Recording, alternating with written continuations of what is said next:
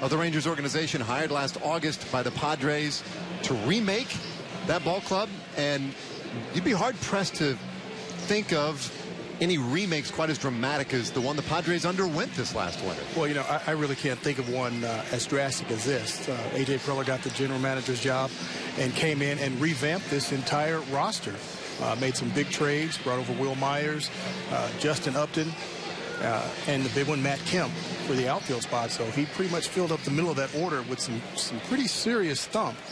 Bud Black, after many years of not really having a whole lot to work with, finally has a team that I think, and everybody, a lot of people also think, that should contend in that tough National League West. Yeah, Buddy today announcing that James Shields will start the opener for San Diego, and he said it was about a 99.99% certainty, but he likes to hold out, he says, to be the last manager to announce his opening day starter. And so today he felt comfortable. Yeah, he can go ahead and say it. Meanwhile, their day 2 starter will be Tyson Ross, who we will see this afternoon. But speaking of Bud Black, let's take a look at the lineup that he'll run out there today. Not all the big names that we talk about for them this offseason, except at the top there, Will Myers, and he's going to be a center fielder this year. Spangenberg at third base, Venable, Quentin, Solarte, Jed Jerko, Clint Barmes, acquired as a free agent from the Pirates of the offseason, Will Nieves behind the plate, and then, as we mentioned, Tyson Ross will have the start today for San Diego. They'll get to see the Rangers' John Edwards making a start today. He's done a pretty good job so far in spring training. The Rangers are going to use a lot of relievers today, not really a true starter going out there today, but John Edwards has done a fine job. Kept his opponents hitting at a 167 average so far this spring, so the Rangers kind of want to stretch him out, hopefully get a couple of innings out of him and the rest of that bullpen that they're going to run out there today. Now, defensively, behind Edwards, you'll see Rua, DeShields in center field, Carlos Peguero in right. Beltre on the corner with Prince Fielder on the opposite side of the diamond, walking down their normal spots. Rosales and Field up the middle today, and Robbie Chirinos doing the catching this afternoon for John Edwards. We're talking about DeShields in the open, and yeah, I don't know that there's a whole lot of evaluation still going into this at this point. There is not a lot of depth in center field, and that makes him more or less a necessity at this point for the Rangers. So it's kind of important that he stays healthy. As you see him stretching, he's had a little bit of trouble with that this spring, but just play solid defense. Yeah, and I think really that's what the Rangers are looking for. And hopefully if they get some offense out of him, that'd be great. But really they need somebody that can give Leonis Martin a rest out in center field against certain left-handers. And even on some days where he might be a little bit banged up or just tired, you have to have somebody that can go out there in center field and cover some ground. And Delino DeShields Jr. has a tremendous skill set. You hear Jeff Banister talk about that all the time, a special skill set that you cannot teach, and that's speed. So even though he's a converted second baseman, he can flat out go get the baseball. Now, Will Myers, one of the new faces for the San Diego Padres, leading it off today, and he is going to play center field. He's playing center field today, but the idea is that he will become a center fielder for these Padres as a regular course. He came up as a corner outfielder with some thump. We should take a look at Jeff Banister and Mike Maddox. And they're watching closely the work of John Edwards this afternoon, who walks the leadoff man on 4 straight pitches.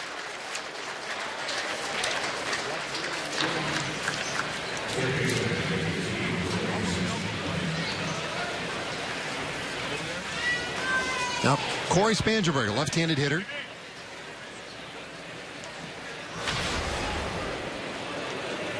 Putting up decent numbers so far this spring. He's played primarily second base in his minor league career. At third base today. And Edwards has missed with all 5 pitches so far this afternoon. You know, a lot of times a pitcher can warm up in that bullpen, and that bullpen mound may be a little bit different than the field mound, and they have to make that adjustment in there sometimes. But, you know, in most ballparks, you try to make that bullpen mound as close to identical as the game mound as you possibly can, but sometimes it's just not the case. So a pitcher can come, you know, throw strikes down in the bullpen, But when he gets into that game, he has to make some kind of transition or some kind of adjustment to be able to throw strikes on the big league mound. He needs to make that adjustment in a hurry. Vandenberg pops this one up down the third baseline. Playable for Rosales. And that's out number 1.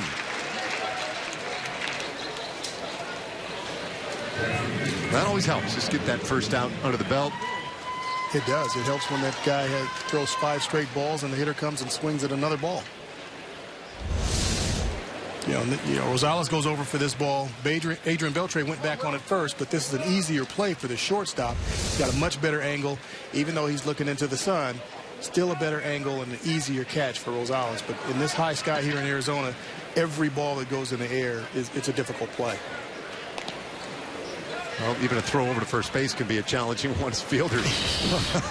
Kind of self-protection taking in that toss from John Edwards. Yeah, well, when you have a stadium that's not quite full, or you've got some empty seats behind where that ball is coming from, that's the backdrop, and off of these seats, the sun glaring off of these seats, it's pretty significant. So it makes it very difficult to catch baseballs. You see that there? That's exactly what Prince is looking into, that glare there. So the ball is basically the same color as those seats, or the reflection off of those green seats. So the seats are green, but with the sun beating down on them, you get that kind of a glare right there. Not easy to catch a ball from the pitcher. One away. Edwards, love a little ground ball here and get out of this inning quickly. They continue to check in on Will Myers. Now Myers, has very good speed, and so they're concerned with him trying to get to second base and eliminate that possibility of a double play here in the first inning.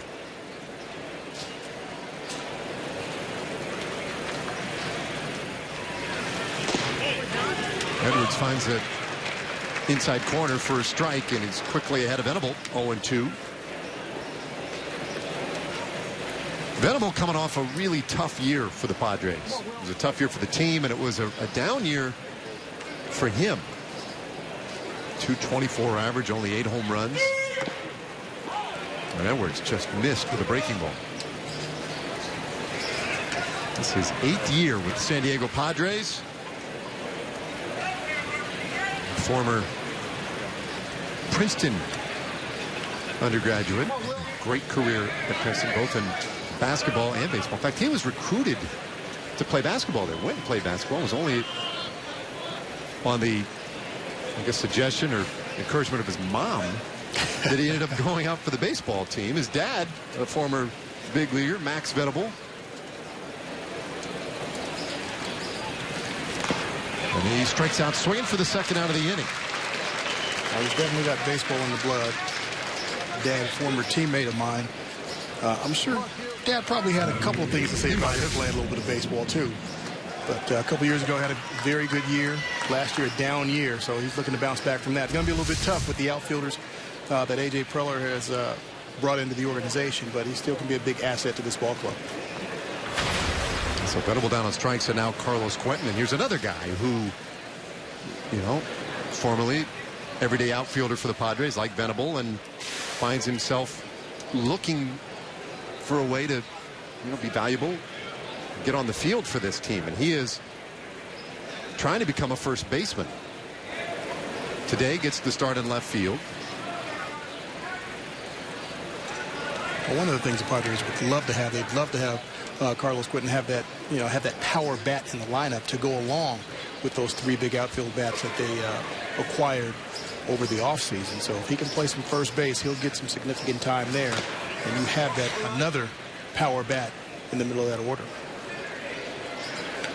Yeah, Bud Black, it's got a lot of parts he can manipulate this year with his team.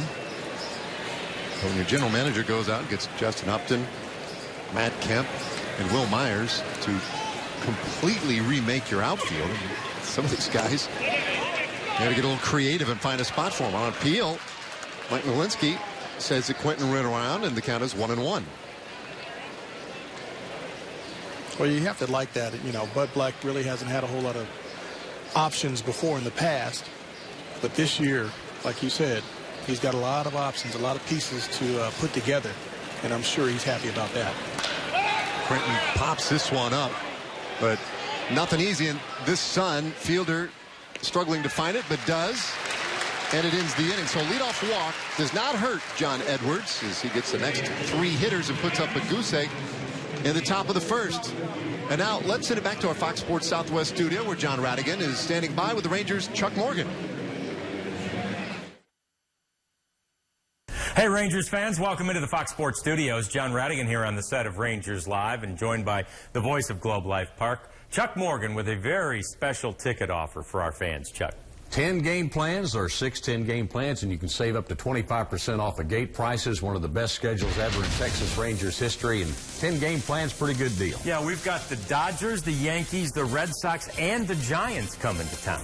And the Yankees and Red Sox for 4 games. That's a pretty good schedule. It's a really good schedule, and if you see there, you get opening day for free with the purchase of the 10-game plan. It is almost worth buying the 10-game plan just to get that free opening day ticket. Always a very difficult ticket to come by on opening day, Chuck. Well, opening day is a special part of that deal, but I'm going to tell you, I'm going to throw in 2 more games. I'm going to throw in 2 exhibition games against the New York Mets before the season starts. Wow. So if you're jonesing for baseball before opening day, you got the opportunity to get those 2 games before the season even begins. Fans can visit TexasRangers.com/10-game plans today as the last day that you can buy these 10-game plans. You have until midnight tonight to go online. You must use the coupon code SPRING10 in order to buy these 10-game plans, but make sure you go today and do it. It's your last opportunity to buy these great 10-game plans and save 25% off the gate. So 25% off gate prices, playing the New York Mets in 2 exhibition games, opening day free, 10-game plans. I'm ready for the season. Well, so are we. Thanks, Chuck. And John, indeed, time is of the essence. So take care of that and get on out and join us at the ballpark. Scoreless game here in Surprise. A lot of sunshine. Some folks trying to create their own shade. Let's see. Rangers come to bat at the bottom of the first inning. Let's take a look at their starting lineup. Jeff Banister today filled it out with Delano DeShields Jr. at the top of the order in center field. Then Shin-Soo Choo, Adrian Beltre, Prince Fielder at first base batting cleanup. Ryan Rua seems to have locked down that left field spot. Carlos Peguero on right, Chirinos catching, Rosales and Field rounding out the lineup. And Tyson Ross starts it off with strike 1.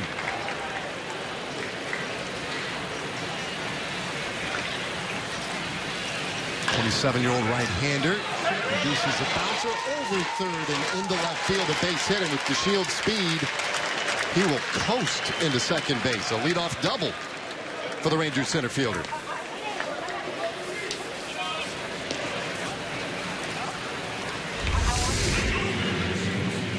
Ross trying to come in with a fastball. Delano chops this one, but with this hard dirt here, a hard infield here in Arizona, chops it right over the third baseman's head down the line. And with his speed, that's an easy double. Delano DeShields leading things off in the first inning. That goes into that speed that we talked about in the open as well. DeShields, it's not just stealing bases. I mean, it's taking extra bases. I mean, that was going to be an easy double all the way once it got past third base. And Ross delivers ball 1 to Shin-Soo Choo. This is what they want to see out of him. They want him to get on base. That offense is important. You know, it may not be the most important thing on him making this ball club, but it is important. Once you get him on the bases, that puts the defense on alert, basically. They're going to start pressing and rushing and trying to make up, you know, for Delano DeShields Jr.'s speed. That puts a lot of pressure on defenses, and when he's on base, especially with the guys that are behind him, he can really just create some distractions. Choo foul tips that one. 1-1 the count. Slowed a little bit by a triceps injury. Choo has been relegated primarily to designated hitter duties. I think the plan right now, though, is to get him out in left field for tomorrow's game. So get him back out there and see how he fares. And it's 2-1. Yeah, you know, I think some people are worried because he's not playing the outfield, but really it's not an issue. They just want to be cautious about his arm and make sure that he's ready. And if he plays the last 1 or 2 games in the outfield, or even if he doesn't play in the outfield until opening day, he'll be fine. This isn't a guy that's being converted to the outfield. He's been a good outfielder his entire career, so he doesn't have to go out and play every game in the outfield. The most important thing for Chu is, number one, that he's healthy, that arm is ready to go, and that he gets his at-bats and gets that timing down, and that's really the key for him. So I don't think there's really anything to worry about. The Rangers can be cautious, they can be super cautious, and even wait till opening day to put him in the outfield. 2-2 pitch. And he'll bounce this one, just foul. And we'll do it again. Well, to that point, Mac, taking it just a little bit further, sometimes playing the outfield down here isn't anywhere similar to playing in the big leagues anyways. But take a look at Ross's numbers. Well, Tyson Ross, the all-star for the Padres, he's their number 2 guy in their rotation. Had a tremendous outing last time out against the White Sox, 5 shutout innings. And he's just looking to get his work in and try and prepare for his start, which will be number 2 in the rotation. So this is one of their young starters that they're really going to count on. All right. Draw throw back to second base, and DeShields will advance a base. So there's that speed you're talking about, putting pressure on the defense. That's exactly it. That's that pressure. They're trying to keep him close to second base, and they end up making a mistake, an error. Now all of a sudden you've got a runner at third base with no one out. And now you've got 2, 3, and 4 coming up. So you've got 3 chances to drive this run in. So it may be the little things, but those little things, they really add up. He's hit 236 at Double-A last year, hasn't played above that. But the things that he can do when he does get on base, those are the things that the Rangers are looking for. 2-2 to Chu. Did he go? They'll appeal. And yes, he did. So Chu strikes out swinging, 1 away in the first inning. Bring up Adrian Beltre.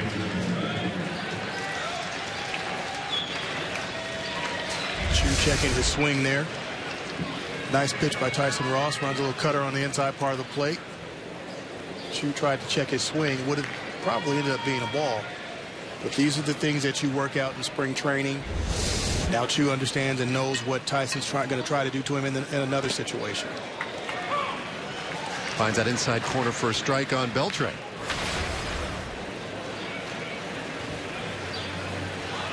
You see that 129 batting average for Beltre this spring. On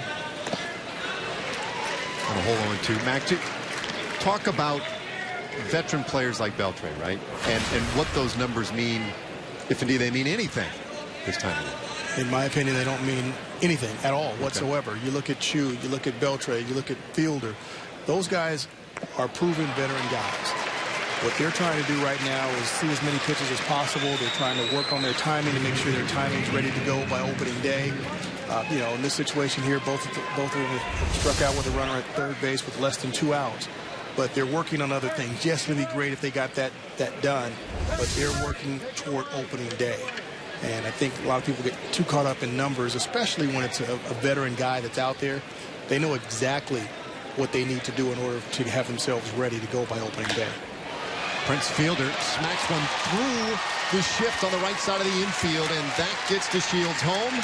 And indeed, the Rangers do pick him up, and they lead 1-0.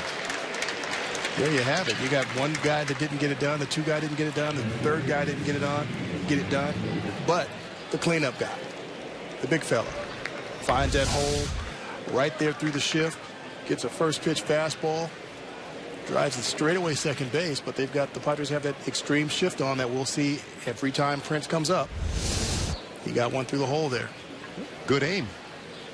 And this is what teams are going to have to really be, aware of and cautious of. I mean, this is a pretty powerful lineup now coming, with guys being healthy once again, that they're going to have to contend with. You look at the situation with Delano DeShields Jr. at third base with nobody out, and you've got to face 2, 3, and 4. There's no time for a breather for that pitcher. He's got to be on those next 3 hitters and really bear down and concentrate, or something like that's going to happen with one of those guys in the middle. They're going to get that run in.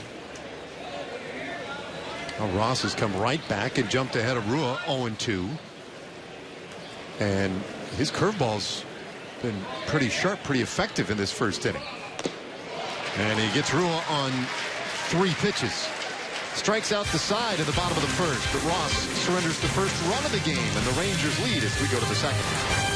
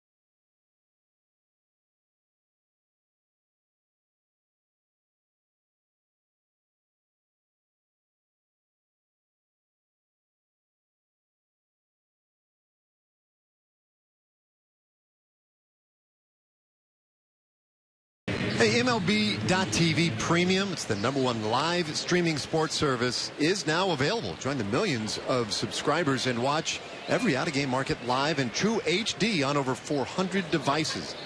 Visit MLB.TV for details.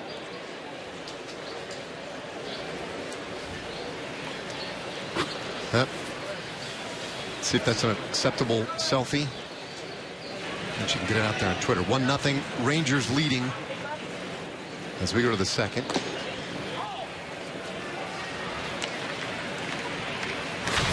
It'll be Solarte, Jerko, Barmes in the second inning for San Diego. And that one ripped over first, but fouled for a long strike. Solarte formerly in the Rangers organization on the minor league side with the Rangers 2011, 12, and 13. Ended up with the Yankees. Padres got him in the Chase Headley trade with the Yankees last July. And he's a guy could fill a utility role or a bench role for the Padres this year.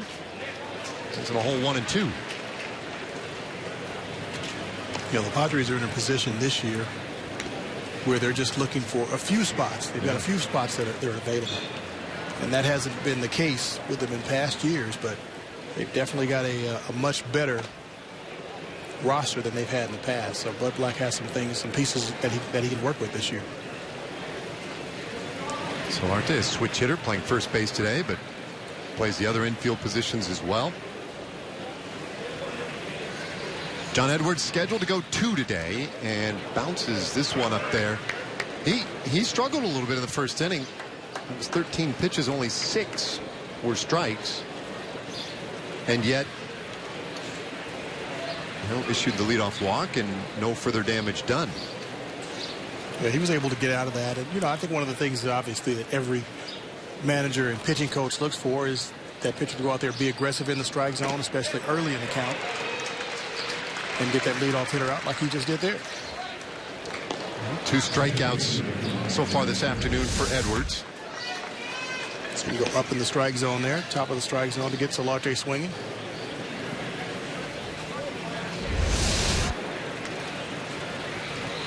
So after that walk, he's retired 4 in a row, and now we'll deal with right-handed hitting Jed Jerko. And gets the high strike call. A lot of times you hear, you want the pitcher to be down in the zone. Yes, for the most part you do, but when you've got a fastball 94, 95 miles an hour, sometimes you want to go up into the top of that zone because most hitters can't catch up to that. So you've got to change that hitter's eye level. You want to stay down, but then you've got to move it up occasionally, sometimes up out of the strike zone for effect, and other times you want to try and hit that high strike, especially if that hitter is a low ball hitter. They're probably not going to be able to catch up to it. They may foul it off. They will probably pop it up. They'll probably swing at it. Count 0-2. And he goes with a breaking ball for strike 3. Cuts down Jerko. 2 away in the second inning. Nice. We saw the fastball 95 in that at bat, and then the big hook at the end.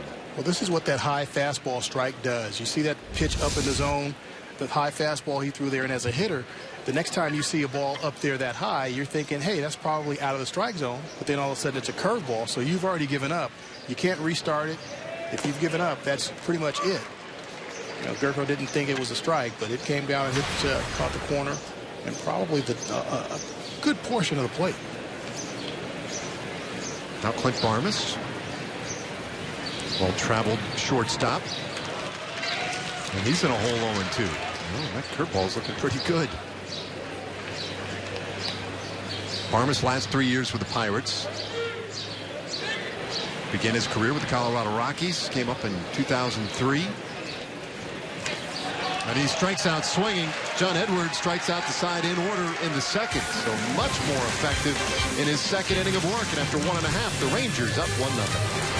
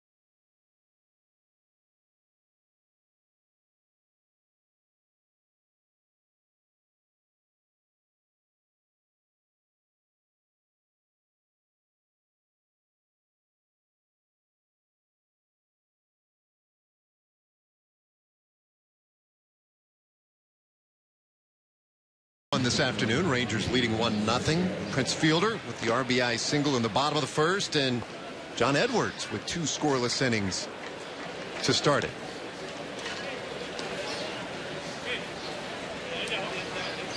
Rangers got a visitor today at camp. We will talk with Russell Wilson a little later on in today's broadcast.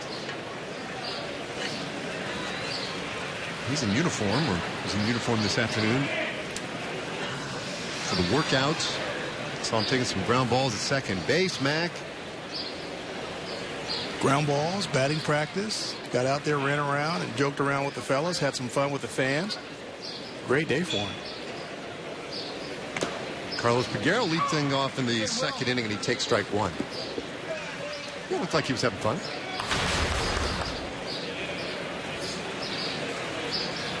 Well, Peguero putting up good numbers in the spring.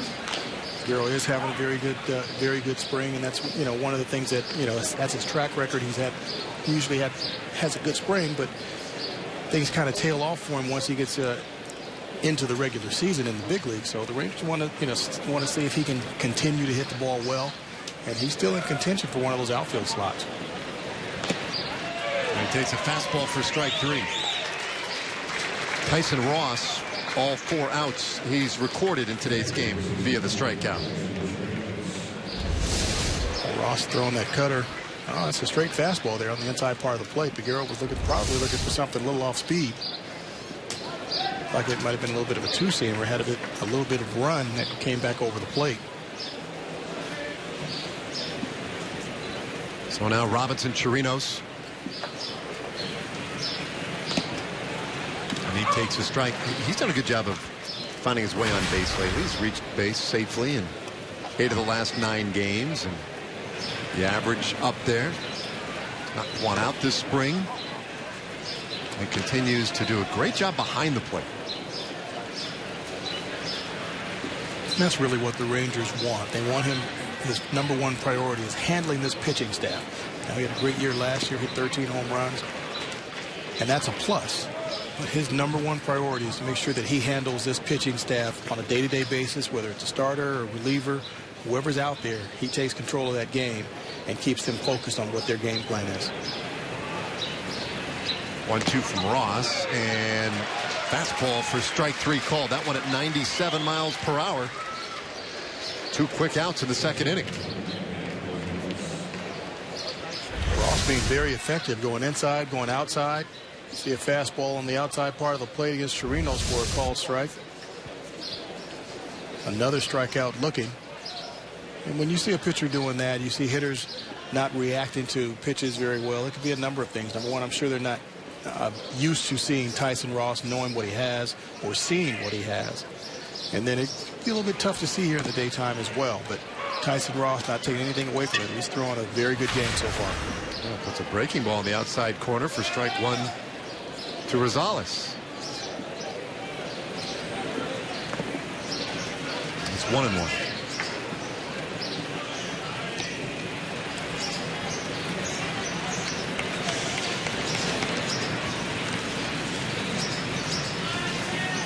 Now, we've seen a lot of strikeouts on both sides today, Mac. Here it is, local time here, 1 o'clock, a little after 1 o'clock, as Rosales bounces this one up the middle. Could be a tough chance for Jerko, and he won't get it to first base in time.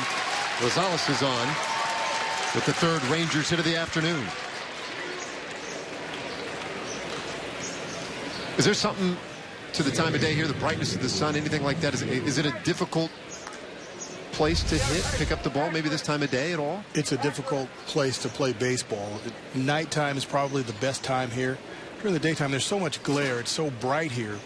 Backdrops have a lot to do with it, both from the mound and from the batter's box on the field looking into the stands. You've got some glare. You can have some glare issues very easily. It's a little difficult to play here in the daytime, but still a great place to play.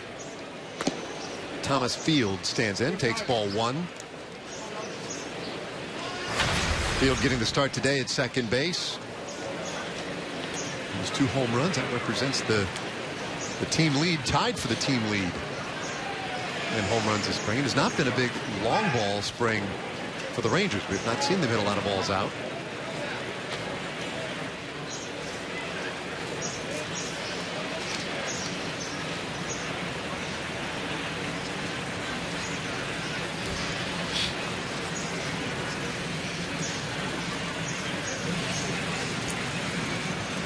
Rosales thought about it, not going though. The high bounder to shortstop.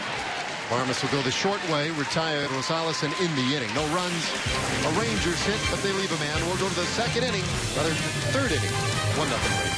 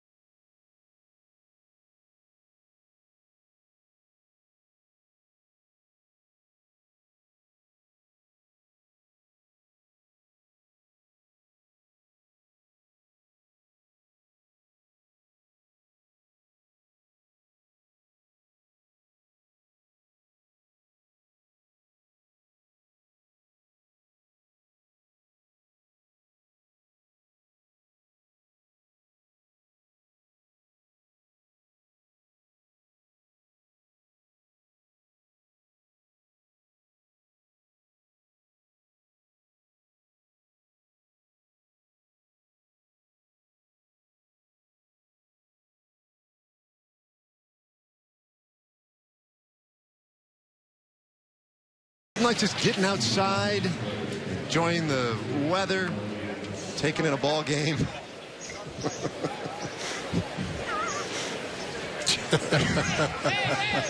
He's on vacation. I have no idea. I don't know the guy or his story, but I bet there is one from last night. It's a little banged up today. That's a tough go. He wants to be in the shade for sure. Oh, man.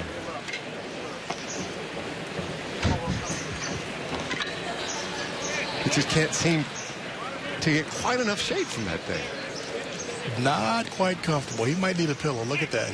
Is he going to give up? Is he going to give up? No, didn't give up. He's going to figure it out. There we go. We're going to go vertical. A lot easier. Oh, baby. Getting a little woozy now.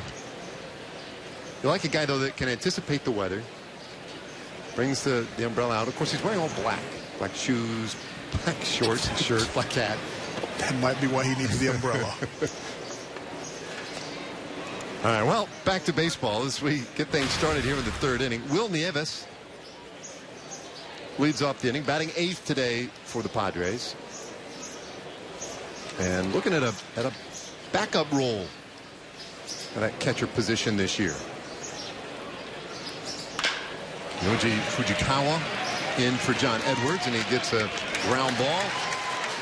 Rosales makes it look routine, one away.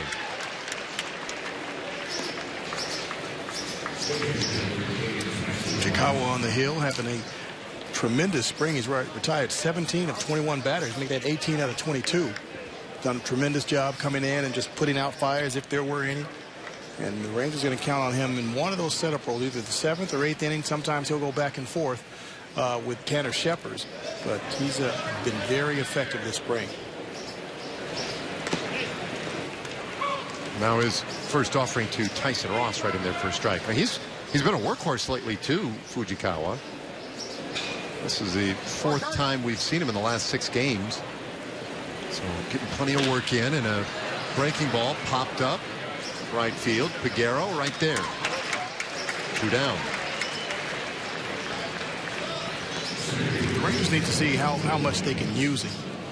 He was going back from Tommy John surgery, came back the second half of last year. Didn't pitch that well, and typically that happens. You got to build up, you know, that you got to build your arm back up once you have Tommy John surgery. And I think he's past that point now, and he's looking more like himself. He's got the fastball, he's got the changeup, and the biggest thing about it is he has the command again, and that's what you have to have. It doesn't matter what you've got. You've got to be able to throw strikes with him. Will Myers, he drew the walk in the first inning. That's the only base runner the Padres have had so far this afternoon. John Edwards ended up looking pretty sharp. If you look at his line, I mean, the 4 strikeouts, 1 walk, no hits, 2 scoreless.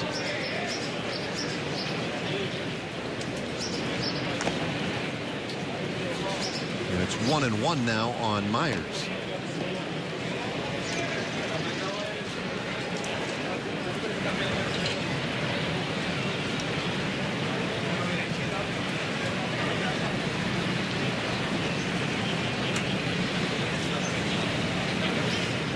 We might just about everything on the field anymore. Strike pumped in there. It's Myers, count 1 and 2. There's certain conversations that I've always been dying to hear. For instance, home plate and the pitcher's mound and first base. Those are the other ones, depending on who's playing first base, but oftentimes first base. You see the guys chattering all the time in the dugout, getting their space.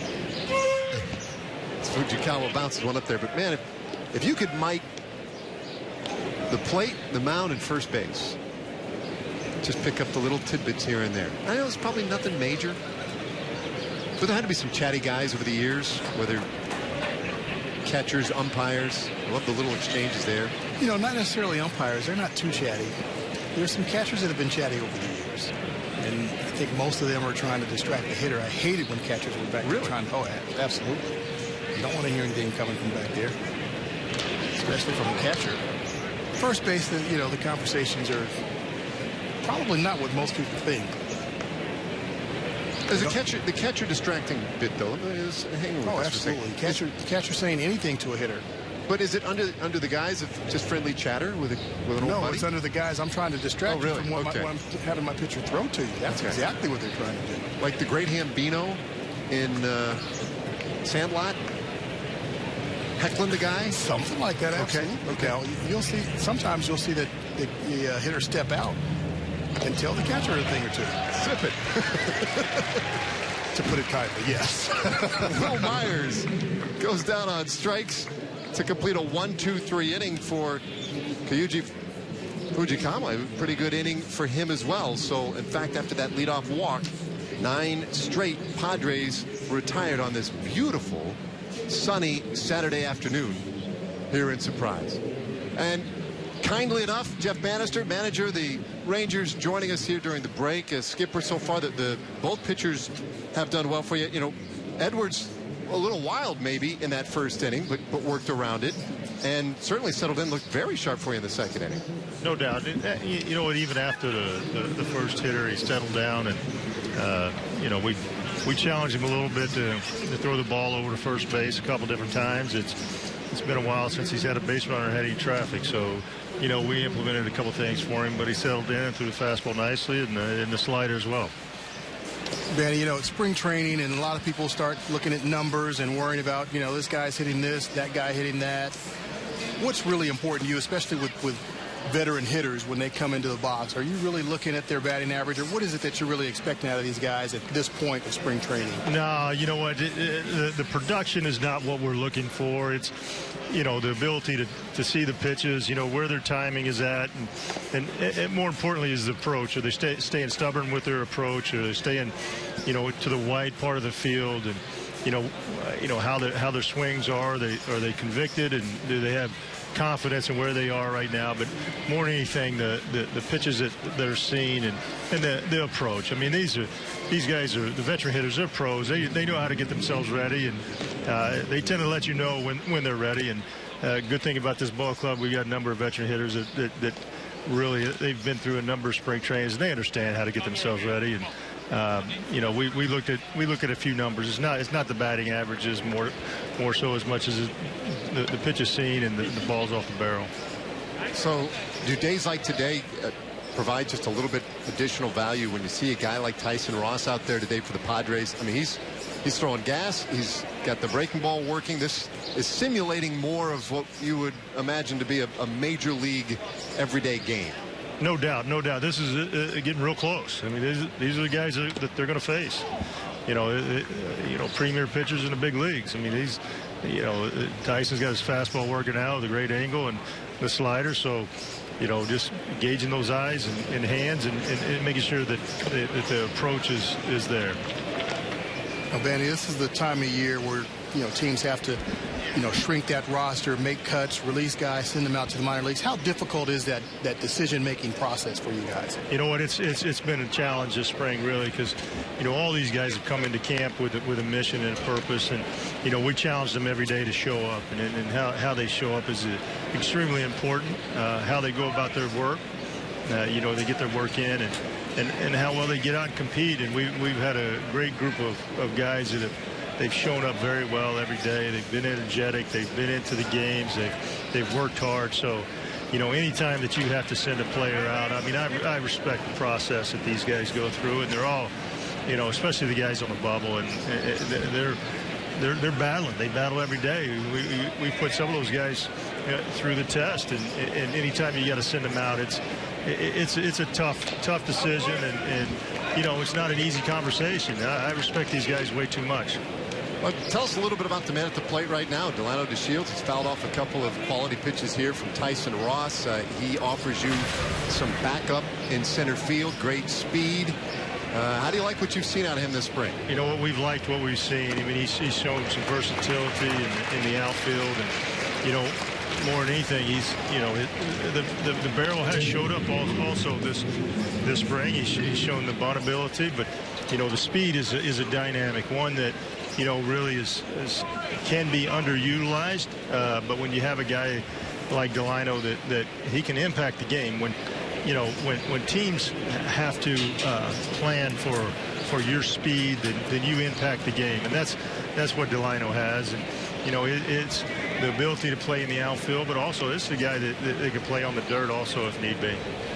Benny, you've got most of your bullpen going today. How comfortable are you right now with the guys that you have left in camp and the bullpen slots that are still left open? You know what? We're comfortable with the options that we do have. We got some nice arms. We got some nice power arms. We got a good mix, and with the arms that we do have out there, we have some tough decisions to make coming up, and they're not making it easy on us with some of the things that they've been capable of doing over the course of the last week. And you see the fastball starting to show up. The arms are a little fresher. They're pouring the fastball into the strike zone, and making some of these at bats against a little easier. So I like where we're at. I like where we're at the back end with Neffy and Shepherds, and those guys, Keela, Klein, Edwards, Tollison, with all the number of guys that we have out there with that fresh fastball and the power you really like. Yeah, you had a visitor at camp today, and I don't know how many people really noticed, but apparently he's a pretty good football player too. What did you get out of Russell Wilson today? You know what? Tremendous person first. I can see why he leads his team very well. I mean, you can just the guy he is, and the type of person and the leadership capabilities that he has, and what he brings, and not only you can't say enough what he does for the Seahawks, but when he came into camp and into our locker room, and how our guys gravitate towards him, and they want to ask him questions, and just what he offers as a person first. But then you watch the athleticism, and my goodness, what a terrific athlete. Did anybody venture down that path of the final play, the pass, the potential of maybe handing the football off? Anybody go that route with him? No, you know what? Our guys have way too much respect for the art of the competition and the battle that you go through on the field. And the game of baseball is full of mistakes, and it's full of decision making, and really it's you go out, you compete, you play. And these guys understand that when you give it all on every single play, and you're focused, and you take the results. And you're not always happy with the results, but you take them, and you don't really challenge anybody, or as long as you know that the focus is there, and they've given everything they have on the field. All right, Skipper. Well, listen, thanks for joining us and chatting with us here in this third inning. Well, thanks for having me. Outstanding. Thank you. All right, the Banny Rooster, 28, by the way, at Banny Rooster 28 on Twitter. He's active on the interwebs. 1-0 Rangers.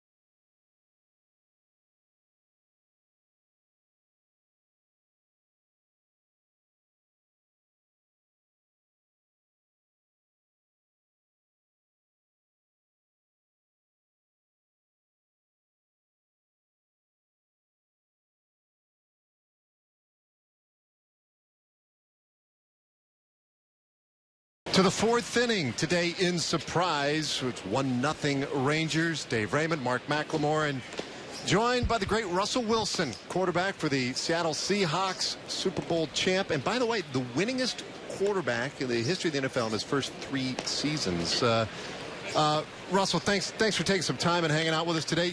You're in uniform. Ground ball, some BP today. How'd it feel? Oh man, it felt natural. Just to be out here. It's an honor to be with this organization, to be out here. I'm getting sunflower seeds thrown at me. But no, it's special to be out here, you know, and just to be out with these guys fielding ground balls and be able to hit some BP and stuff. You got some fans. Oh, yeah. Russell, what's it like for you to be able to come out here, take some time away from football? I know this is, you know, your off time, your down time, but what do you really try to get out of it or get from these guys, or are they getting from you? How was that whole experience for you? Well, I think first of all, it's back to baseball. Just, you know, have the opportunity to play again. I think God's given me the talent to play, but I think ultimately too, John Daniels and I, when we talk about stuff, it's how can we mentally continue to grow? And I think that's what the conversation I've had with a lot of the players, and had the opportunity of experiencing with these guys, just being here today and being here last year and just talking to those guys. They want to win big time. And that's what makes this organization so good. It's a championship organization, and then obviously I try to feed them a little bit of my experience. Being able to win a lot of football games in the past, and have a lot of success, and have some failure here and there, but how to overcome that, and to be able to win a Super Bowl and go back to back in 2 years, it's pretty special. And I think that I just try to share that experience with those guys. How much do you miss baseball? I miss it. You know, it's a good sport. You know, playing second base, playing middle infield is the spot to be. But playing quarterback is truly special, especially playing for the Seattle Seahawks and being in that organization. And it's a championship organization, like I said. And so it's a tremendous honor just to be able to be out here today and to be able to play the game of baseball. I do love football, though, obviously. Now, I spent some time in Seattle. I know how wild and crazy the fans are there, and I know they are the same way on the football side. How much does that play into the success of the team? Well, our fans are the best fans in the National Football League. Their energy, what they bring to the table for us every week, week in and week out. I think in 3 years we've only lost 2 games, at home. So it's been pretty special. We haven't lost many games just in general. So we've been able to. And that's a tribute to the players, a tribute to our work ethic, but it's definitely a tribute to our fans and what they do. And I love playing in that city because of those fans. So one of the things that you can talk about with whether it be Rangers or anybody when you talk about competition is that razor's edge, right? I mean, you've been there. Exactly. It's just fascinating the last 2 years. You're right on the edge. You win a Super Bowl. You're right on the edge. You come up just short. What is the difference in those two experiences and outcomes? Well, you know, my rookie year, I'm fortunate enough to start my rookie year from game one all the way through. And you get to the playoffs, we had a chance to go to the Super Bowl then. And we had a great team then. And then we go to the next year, we obviously have a phenomenal season, go to the Super Bowl, win the Super Bowl. An amazing feeling, amazing experience. But you always want to keep going. You always want to keep playing for more. And then, you know, the next year we go back to the Super Bowl after my third year, and we're right there. You know, we're 2 minutes and 1 second left in the game, and we're expecting to win the game. You know, and that's our mindset. Marshawn Lynch makes a great catch. Jermaine Kearse makes a great catch. We get down on the field, and they make a play. And I think our mindset now is just, you know, how can we keep going? How can we keep growing? That's never going to change for us, and we have the right guys. And that's what it's about. All right, now here's something that's a little bit different. Nice we play. know you're a two-sport guy. Yeah. Obviously, great football player, great baseball player. Do you see anybody on this Rangers squad that you think could flip over to the football side? I think Big Prince Fielder. And what position is that? Man, he can play. No, I'm not mad. I don't want to offend anybody. He can play, but he can play some fullback probably. He can probably play some, play some D tackle for us. Get some athletic guys. You know, so. You know, Elvis Andrews, I think he thinks he can play some receiver. Thinks he can play it, huh? Yeah, who knows? So. What's the greatest challenge of baseball? I mean, you've given it a good run. You get back out there again today, and I'm sure some things come back. But what's the toughest part of it? Well, I just think you know, going from football to baseball. But you know, I did it my whole life, so it's a pretty easy transition for me, honestly. In terms of just being able to get out on the baseball field again.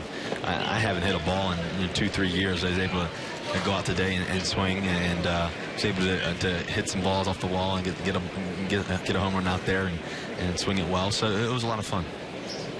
Any great memories of your time playing, professionally? Anything that stands out? Well, so many. You know, I had so many great teammates that when I was playing pro ball that I was great friends with. You know, guys are playing the big leagues now for Colorado Rockies and different guys here and stuff. So it's been a tremendous honor to be able to just get back on the field again and play the game of baseball. There's so many great memories. And the biggest memory I have is just growing up as a little kid. You know, the memories I had with my dad playing baseball, you know, getting up early in the morning. Those are the things that I'll never forget. Now, what do you miss most about playing baseball? About playing baseball? Uh-huh. Oh, man, just every day you get to have a new game. You know, you could have gone 0 for 4 for that day, or you could have gone 4 for 4 the next day is a new day. You know, so that's what makes baseball so great. 162 games and I believe in 185 days or something crazy like that. It's pretty special. Yeah, for those who make their career in baseball, they understand that the relationships, the camaraderie. How does that compare to football? Do you guys have? Is it similar to baseball? It is similar. You know, the team is bigger, obviously. You have 53 guys, but you know, in terms of the camaraderie, it's the exact same. And the guys are so close on our football team. That's what it's about. That's why we won a lot of games. You know, and I think that's because we put the work in and got staying extra and all that. But at the same time, it is about playing for each other, and that's what we're able to do. And that's what these guys do here for the Texas Rangers.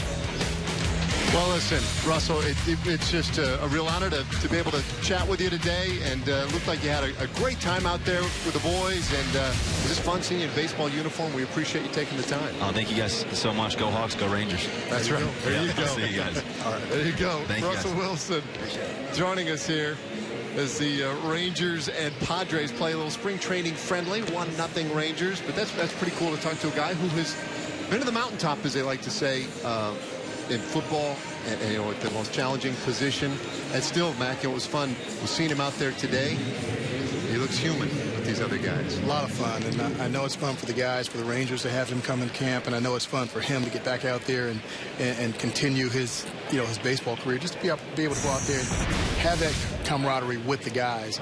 See him in the cage getting his hacks in, and believe me, I was standing around there listening, and he's one of the guys. There's no question about it. They're getting on him. He's getting on them.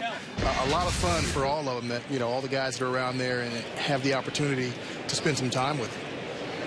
Yeah, good stuff today as we move on to the bottom of the fourth. Prince Fielder today playing first base, but tomorrow might be in their fullback leading things off. I think the Rangers might have a little something to say about that. They might suit up, but I don't think they're going to let him touch the field. The ability to cross over one sport to the other at this level, right, at the major league level, the NFL, the NBA. We've seen it. It's not easy. Bo Jackson did it very well. I mean, few athletes in the world like Bo. Deion Sanders did it. Danny Ainge did it back in the day in the NBA. His fielder laces one into left field. And is at first base for the Rangers. 2 for 2 today for the Big Prince. Yeah, the crossover is just tremendous to be able to do that. You have to be an elite athlete in both sports, obviously, to do it at this level. And it's been a long time, and I'm not sure that we're going to see it again, where you have a two-sport guy playing two major sports at the same time. I just don't think it's, well, I know it's not that easy. It's extremely difficult. I just don't know that we'll ever see that again. Just think of some of the phenomenal, I mean, just outrageously good athletes we've seen who have been unable to do it with success. Guys like Michael Jordan, he's a pretty good athlete. His fielder may be caught, and they do get him. Thought he had an opportunity when that one bounced away from Nieves, but hung out.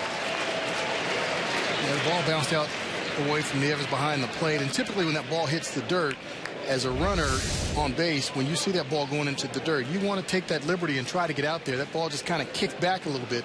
If it had a little bit more roll out towards second base, Prince would have been fine getting to second base, but that was just a bad break there. But I like the aggressiveness. It just didn't work out in that instance. Now the count 2-0 on Ryan Rua. I mean, you take Jordan, take John Elway again.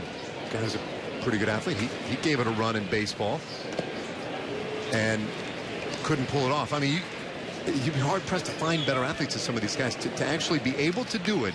It's just so incredibly hard to imagine. It is, and for me, you know, I think the athlete tag gets a little misrepresented sometimes. I think, you know, Michael Jordan, greatest baseball player, I think, greatest basketball player, in my opinion, that ever lived. It doesn't necessarily translate over into baseball.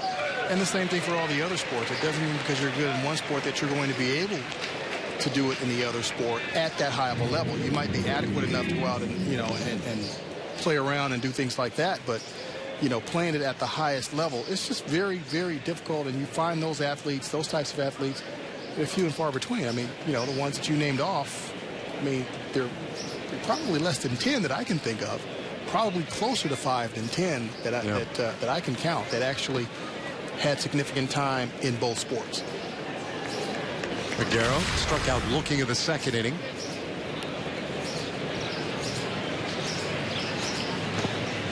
He takes a healthy rip at that one, 1-1.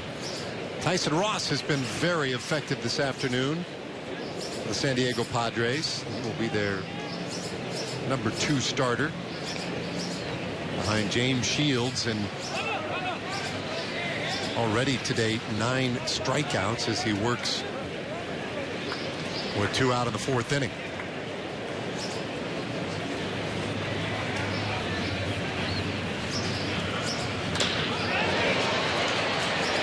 A hard hit ball right field, but Venable will haul it in to end the inning. The runs, a hit, but nobody left. And the Rangers will hold on to that 1-0 lead to the 5th. This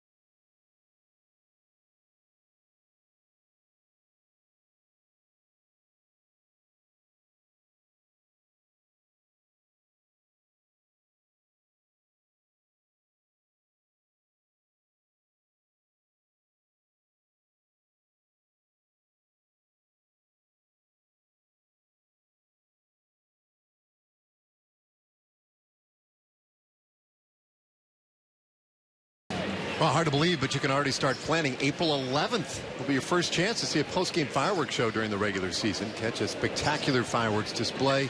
Set to music from your favorite baseball movies. You get $14 upper reserve tickets using the online code FIREWORKS at TexasRangers.com/specials. Favorite baseball movie, Mac? I don't think I have one. What? It's A Natural, Bull Durham, Sandlot. I'd be lying to you if I picked one, to be honest, because I just find them hard to believe. I'm terrible at that. I'm terrible at all that. Really.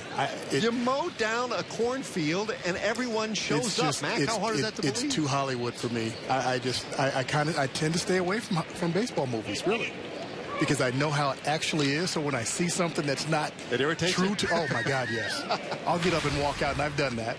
Change the channel. I can't do it. Oh, I know. That's terrible, isn't it? Bad News Bears? Really not. Really not that bad News Bears. Little roller picked up by Rosales, who's in a bit of a shift and positioned perfectly. Takes care of Solarte for out number 1. And Jed Jerko struck out looking in the second inning. Is that bad, really? Well, not having the baseball movies? Yeah. It's not bad. It's just surprising. I thought like a baseball movie comes out and Mac, you walk in the front door, honey, come on, we're Moneyballs on tonight. Let's go. Definitely not Moneyball. Definitely not Moneyball. I'm going to watch a sci-fi before I watch anything else. That's me. Sci-fi or comedy, baseball movies, not high on my list. Rosales getting his work in down there at short. Another routine play, 2 away. Give me Star Trek any day. Matter of fact, I was watching it yesterday. Star Trek? Absolutely. I love Captain James Tiberius Kirk. Love him. See, there you go. And I can't get into that. I love it. That is shocking to me. I have every episode in my library. Is that right? Every one of them. Doctor Who? Is that in your wheelhouse then? That's not. Okay. Not so much. No. Okay. No. Star Trek. Star Trek, Gunsmoke, give me all of that. Man, I love it. Love it. Oh, man. Barmas takes a strike. I would have never guessed that. I know most people don't. I'll watch oldies all day long. All day long. Got some Chuck Connors, Rifleman in there as well. Yeah, there you go. Andy Griffith. Man, I'm dating myself, but hey, I love the old stuff. Yeah. Andy Griffith was good. So, like, Leave It to Beaver, did you watch that show? Of course. My 3 sons, all of them. Well, Little Rascals. Do you remember Little Rascals? I did. They weren't my favorite, but, my siblings, they liked watching it. So since I was the youngest, I had to. That's a good one. A little flare to right field, and that one off Paguero's glove. And it ends up extra bases for Barmas. Slides into second. He'll get a double for that one. Tough play for Paguero. It's like he overslid that a touch, hit the heel of the glove and out. Just a little bit. This is a difficult play. Whenever you have to leave your feet in the outfield or even the infield for that matter, your head is going to move, and you've got to be able to make that adjustment. And he just missed it off the end of his glove there, it looks like. Got him in the thumb of the glove. Yep. Reached out just a little bit too far, but that's a difficult play. Nice effort. Are there tricks to the trade when it comes to sliding for a ball in the outfield? You mentioned, moving the head a little bit, right? Yes. That's got to be kind of a challenge. It's a challenge, but I guess the biggest rule is don't dive if you don't have to. And sometimes when a guy slides, he'll catch that ball right around knee height. And for me, that's not, one of those times when you should slide. If you can catch it, if that ball is knee high, you can pretty much just put your glove there and not have to dive or slide. So that's my first rule. If you don't have to, don't. Jamie Wright in his second inning of relief, and drops a breaking ball in there for a strike on Will Nieves. Man at second for the Padres here with the 5th inning. That's the first base runner since Will Myers walked on 4 pitches to open the game. Rangers pitching have been very stingy. And the 1-1. Something off speed again. That one just misses inside.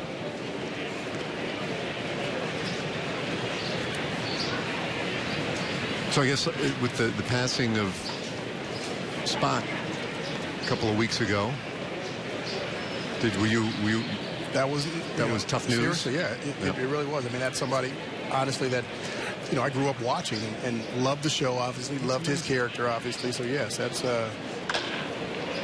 Bouncer up the middle. Rosales with a great dive and completes it with a nice throw to get Nieves. Well, live long and prosper, my friend. We're halfway to the house. We go to the bottom of the 5th inning, and the Rangers lead it 1-0, and we send it back to our Fox Sports Southwest studios, where John Radigan is hanging out with the Rangers' Chuck Morgan.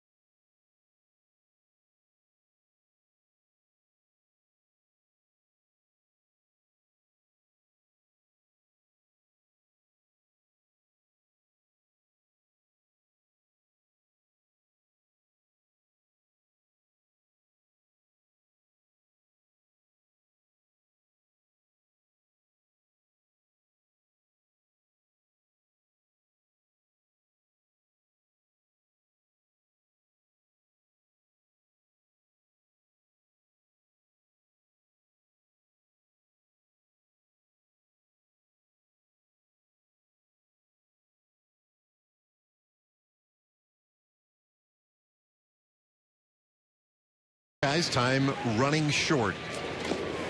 Uh-oh, is that a Marshawn Lynch jersey out there? Some Seahawks fans. They were out there this morning trying to just catch a glimpse of Russell Wilson, who joined us an inning ago. Yeah, a lot of Seahawks fans in the neighborhood today. Fun to see and hear from Russell Wilson today. And so far, very enjoyable afternoon ball game here in Surprise, with the Rangers leading 1-0 and batting in the bottom of the 5th against a Tyson Ross, a guy who is dialed in today.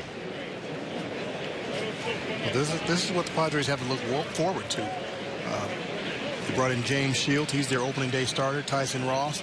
And if they get any type of pitching the way they got it last year with this revamped offense, they can do some damage. There are a lot of people that are really thinking the Padres have an opportunity to contend, not only contend to the National League West, but win it. And that's going to be a tough thing to do with obviously the Giants there and the Dodgers as well. Ross starts inning off with a strike to Chirinos. Yeah, I mean, that's just it. It's not like they're in a division that has been up for grabs in recent years. Chopper, third base, fielded cleanly down there by Spangenberg, and one away. Giants have won 3 of the last 5 World Series. The Dodgers have, at least in recent years, since the new ownership, they've been regarded as the most free spending and aggressive team, and they have won plenty of games, just haven't been able to win the big ones in October. But the Padres now throwing themselves very much in that mix, and as you point out, I mean, maybe at the front of the line in that division with what they did this offseason. Well, you can look at the numbers and the deals that they've made. They're definitely going to be an improved organization and ball club. But you can't just look at it on paper. You've got to play the 162 games throughout the course of the season. When you look at some of the teams on paper, you look at the Dodgers, you look at the Giants, you look at the Red Sox, you look at any particular team, and you could say, oh, well, they should do this or they should do that.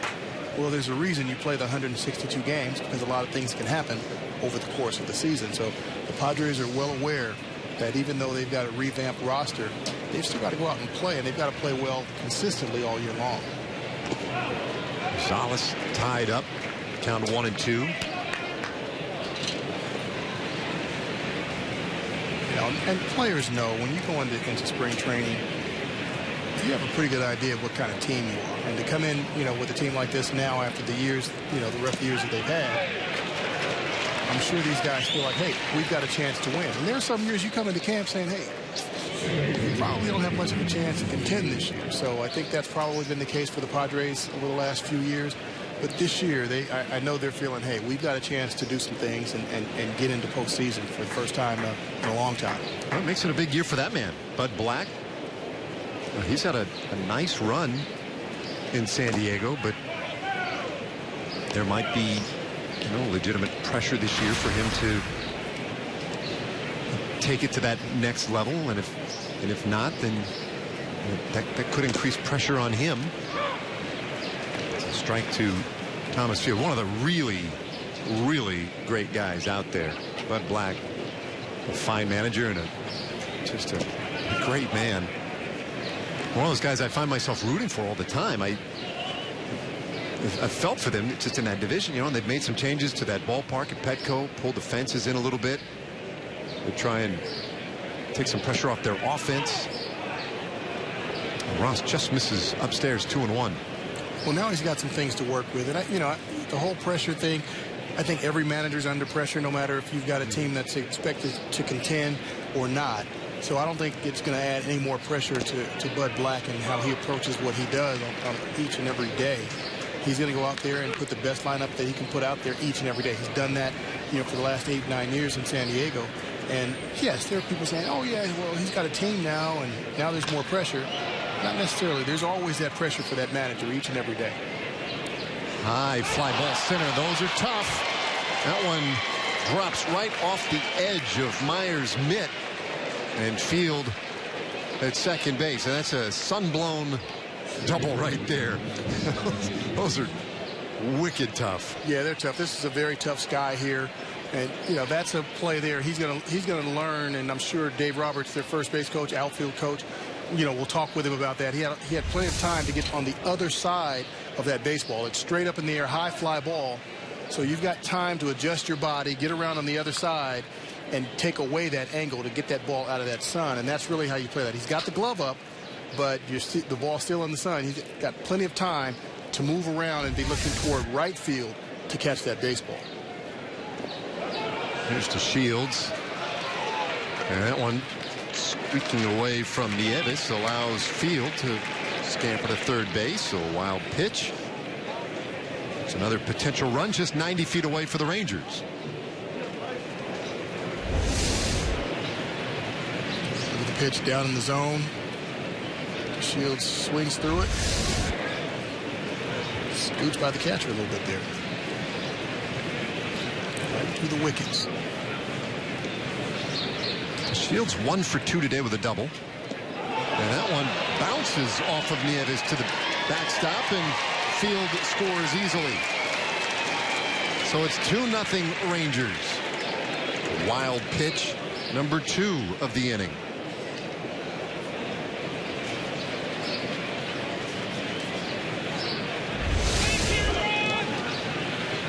Ross holds on to this one a little bit too long.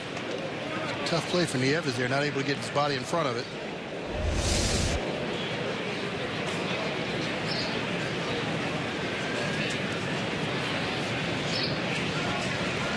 One from Ross. Just missed the outside corner.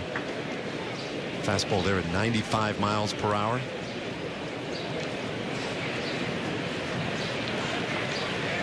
And his 70th pitch of the outing makes it 3-1.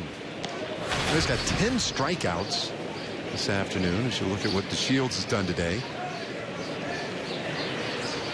What might not show up exactly in that line is the threat of his speed and what it did in the first inning, creating a run. He drew a pickoff throw to second base. It went wild into center field and then was able to score consequently on a base hit with 2 out in the inning. Now draws a walk. And Nieves out to talk to Tyson Ross and make sure that, hey, number one, he's, you know, throw strikes, and also to make sure he gets to the plate and give him a chance to throw Delino Shields out, because this is a situation where you've got your leadoff guy on, you've got your number 2 hitter up in Chu, who's also been a leadoff hitter. Shields wants to get to second base as quickly as possible.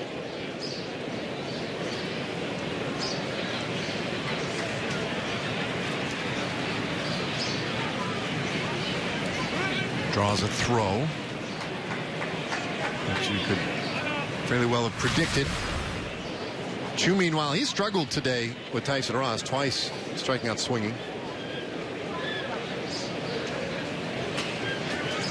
One of those sometimes as a fan, you're yelling at your television set or something if you're a Padres fan.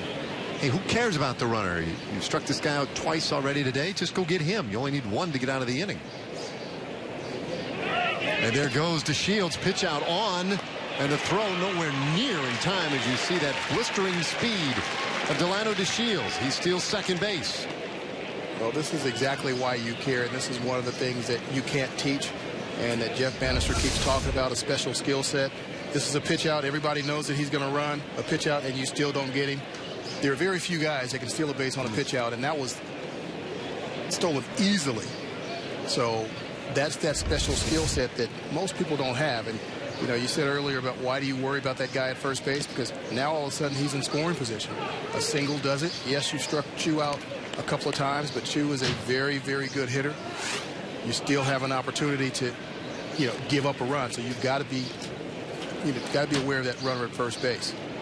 You can see all those stolen bases the last 3 years. A couple years ago, stole 101 bases in a minor league season. I mean, if you look at it, you look at the numbers. He hit 236 last year and still stole 53 bases. What happens when this guy hits 280, 290, and he's on base more? And that may happen. He may be a late bloomer. He may figure out, okay, what he needs to do offensively, whether it's walk more or get more hits. He still has that opportunity to do a lot of damage and create a lot of havoc on the bases. He's just 22 years old, so still a lot of development left ahead of Delano DeShields. Rangers pick up a run at the bottom of the fifth, and they now lead 2-0.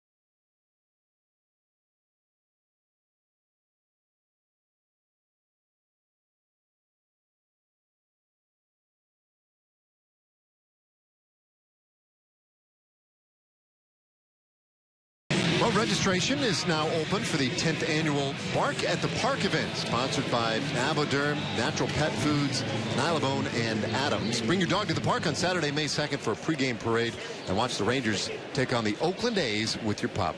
Visit TexasRangers.com/Bark at the Park to register your dog today. You know, I'm actually kind of looking forward to that. I think I'm going to bring one of my dogs up for the first time. I think you should. I will. There goes Russell Wilson out to the clubhouse. And a couple of changes for the Rangers. Yoni Kela has come on to pitch his 7th outing of the year. Yoni Kela, he's been having a tremendous spring so far. 18 out of 21 batters he's faced. 5 strikeouts in his first 6 appearances. So he's been doing a tremendous job, and he's fighting for a spot out there in that Rangers bullpen. And this guy can rush it up there in a hurry. He can hit triple digits on occasion. So The Padres better be ready. They need to crank it up a little bit.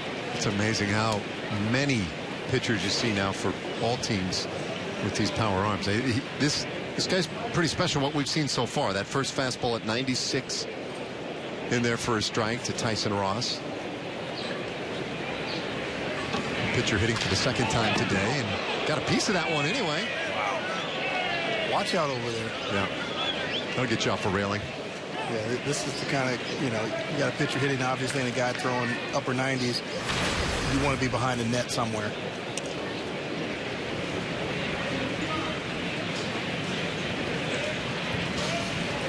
Ross, you can see almost a bit of a smirk on the face after that one. Seen some heat here from Kella.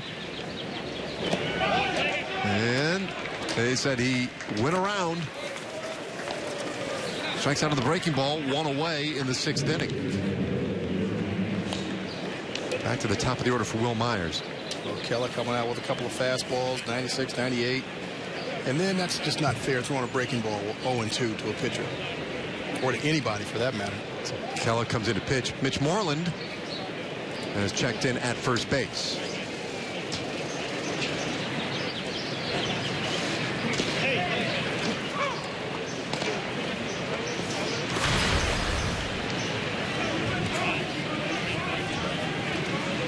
Myers walked in the first inning on 4 pitches, but then struck out in the 3rd. Missed about 2 months last year with a broken wrist. And there are some who are concerned that that may affect his ability to get that power bat back again. Yeah, he was a American League Rookie of the Year 2 years ago with Tampa Bay. Had come over to Tampa Bay in a somewhat controversial trade coming from Kansas City. People wonder, what in the world are they trading this guy? He's one of the top prospects of the game. And it just struck out for the 2nd time this afternoon. Yeah, anytime you have a hand injury, something goes wrong with your hand, especially when you're a power guy.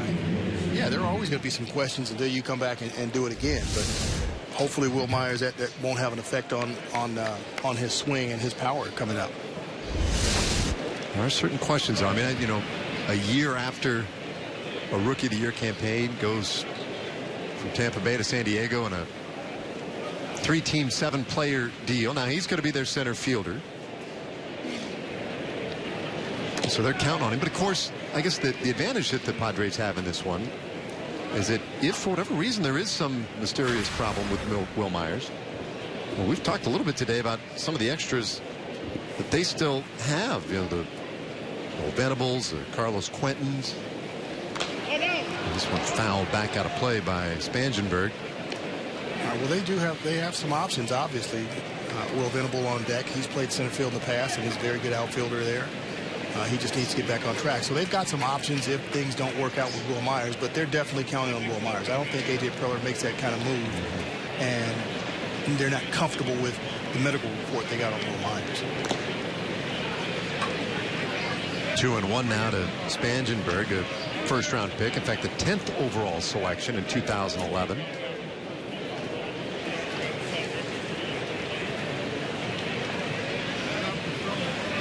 He got a call up last year on September 1st. And in his second at-bat, had a walk-off home run against Brad Ziegler in the Arizona Diamondbacks. And he hits this one high in the air to fairly deep left field. Rua is back, and he can't make the catch. At around second, heading to third, Spangenberg, and he's in there. So with 2 outs, precedent for third base, and he pulls it off. A 3-base error charged to Ryan Rua.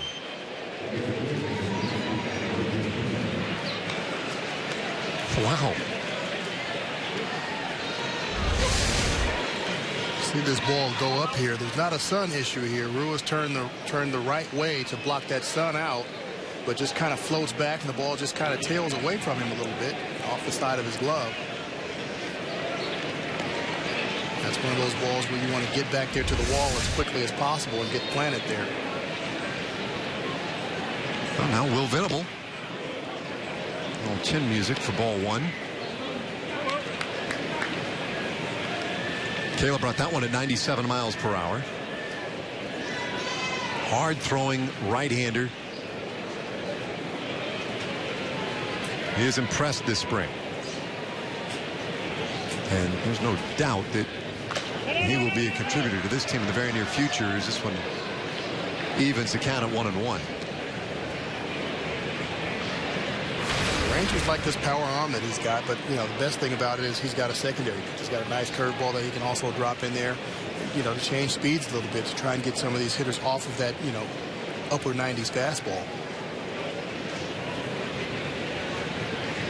It's 1-1 pitch, and he races that right past Venable. Again, 97 on the gun. And he's a strike away from striking out the side in the 6th.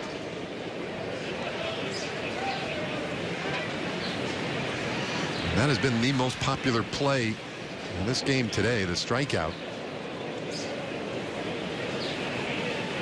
Taylor delivers, and a breaking ball, foul tip. Rangers pitchers have punched out 8 Padres so far today, while Rangers hitters have struck out 10 times.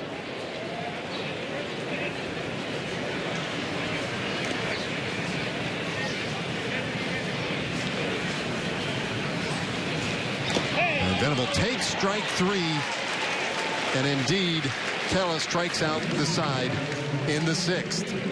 Another goose egg posted by Rangers pitchers. They lead 2-0 heading to the middle of the 6th inning, and we send it back once again to our Fox Sports Southwest studios. John Radigan and Chuck Morgan.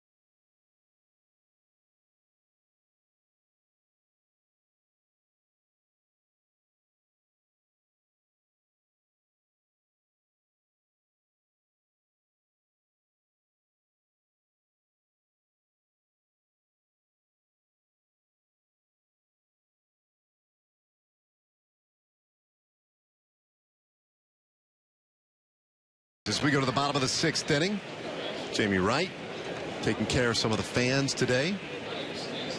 After throwing 2 shutout innings today, gave up a hit, struck out a batter. Nice day's work for the veteran right-hander. Well, we go to the last of the 6th. Adrian Beltre to lead things off. A long day for him, 0 for 2. A couple of strikeouts.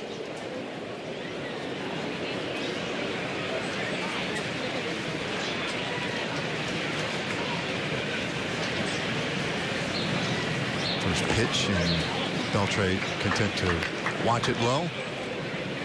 New right fielder is Hunter Renfroe for the Padres. There he is. 2-0 to Beltre. Renfroe, one of the highly thought of prospects in this Padres organization. And Beltre hits one hard to second base, and Jed Jerko takes care of it, 1 away.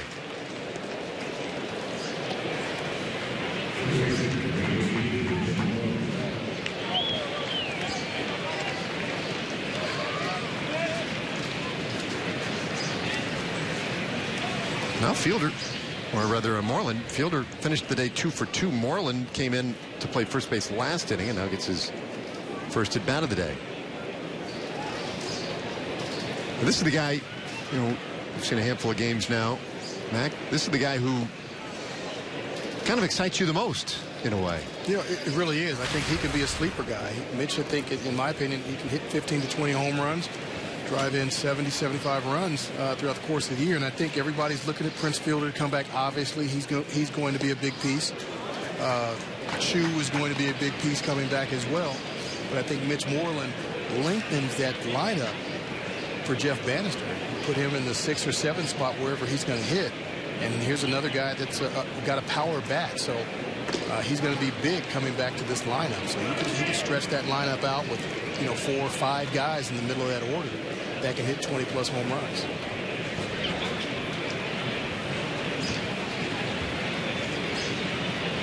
Two-1 from Tyson Ross. And to offer a 10 breaking ball.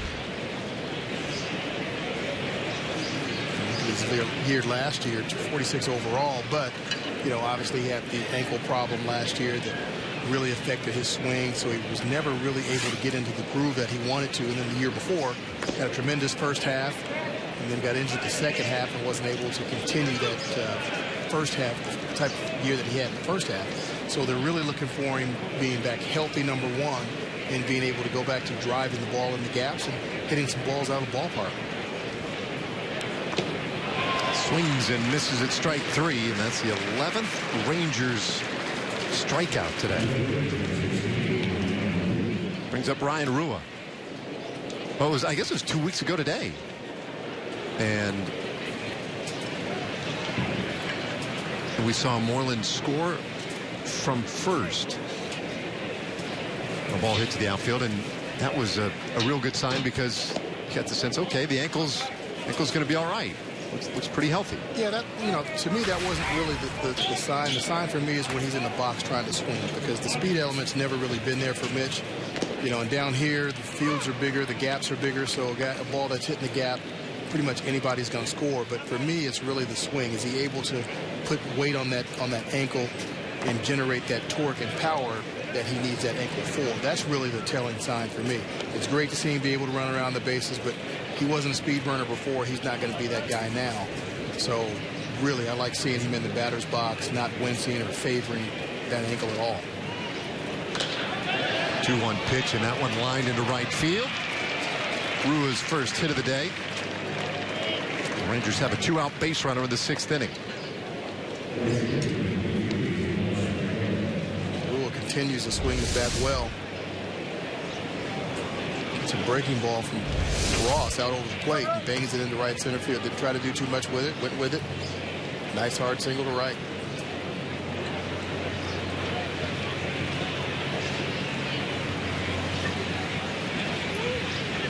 Carlos Peguero struck out. He's flied out today, 0 for 2.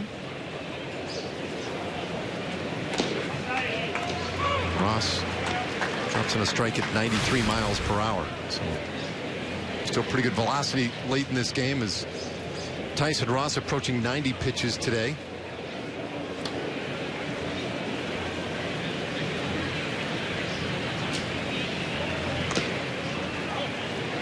One and one to Peguero. This is the time of spring training where you're seeing the starting pitchers stretch it out a little bit, go 5, 6 innings, and really it's more pitch count than it is number of innings. They want to be, you know, 80 to 90, 95 pitches, and that will let you know. They do that a couple of times in the last 2 weeks of the season. That lets you know that their arm is strong enough and ready for the season. No, some managers get particular too about the ups and downs, right? You want to see a guy get up and down between innings, you know, 4, 5, 6 times. That there's significance in that, sometimes as much as there is in the number of pitches thrown. Right? You know, you can go out, you can have a 240 pitch innings, but they want to see you get up and down, you know, 6 times during the day, that kind of a thing. Sometimes. Yeah, and if you do, that means your pitch count is at an acceptable level. Sure. So, yeah, I think it means both things there. If you're getting up 5, 6 times, that means your pitch count is in line to what they really want to see.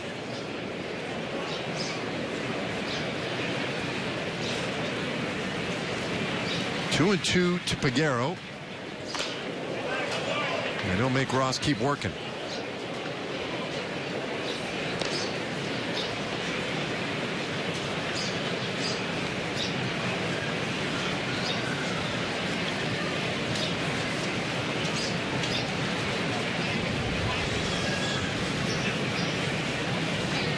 Rangers got a run in the first, run in the fifth. And they had to scratch and claw for each of them. The Shields doubled in the first inning. He took third when an errant pickoff throw went into center field and then scored on Fielder's single into short right field. And then the run in the fifth inning, Thomas fielded double and scored on consecutive wild pitches. Runner going, the 2-2 is pulled sharply foul.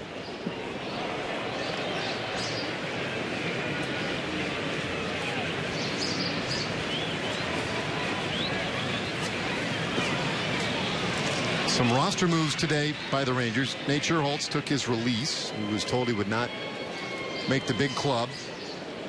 And then he had a decision to make, and he decided to go ahead and take his release, try his chances with some other clubs. So that helps narrow the field. We talk about the outfield prospects. Rua, who's at first base at the moment, certainly lead among them. But Jake Smolensky, Delano DeShields, who's leading off today. And the man at the plate right now, Carlos Peguero. Those guys very much in the mix. And the 2-2. Peguero goes down looking. 2 in the sixth. No runs, a hit. The Rangers leave another. And we go to the seventh inning this afternoon and surprise 2-0 Rangers.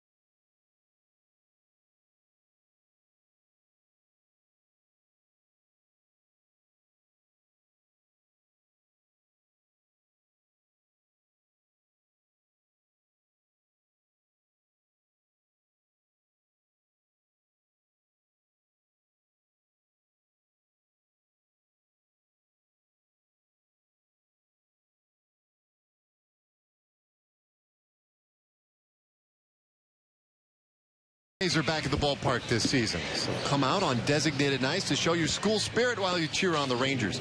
Participating schools this season, well, Texas A&M, Texas Tech, Baylor, TCU, Oklahoma State, SMU, and North Texas.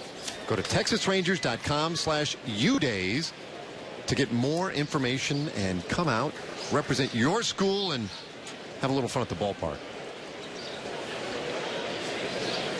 It's one of those real popular, fun promotions. Folks have a lot of fun with that, and you get to, like you pointed out the other day, Mac, you learn a lot about people. You do learn a lot about people. I like seeing the some of the schools come out on different nights. When it's somebody else's night, they're out there,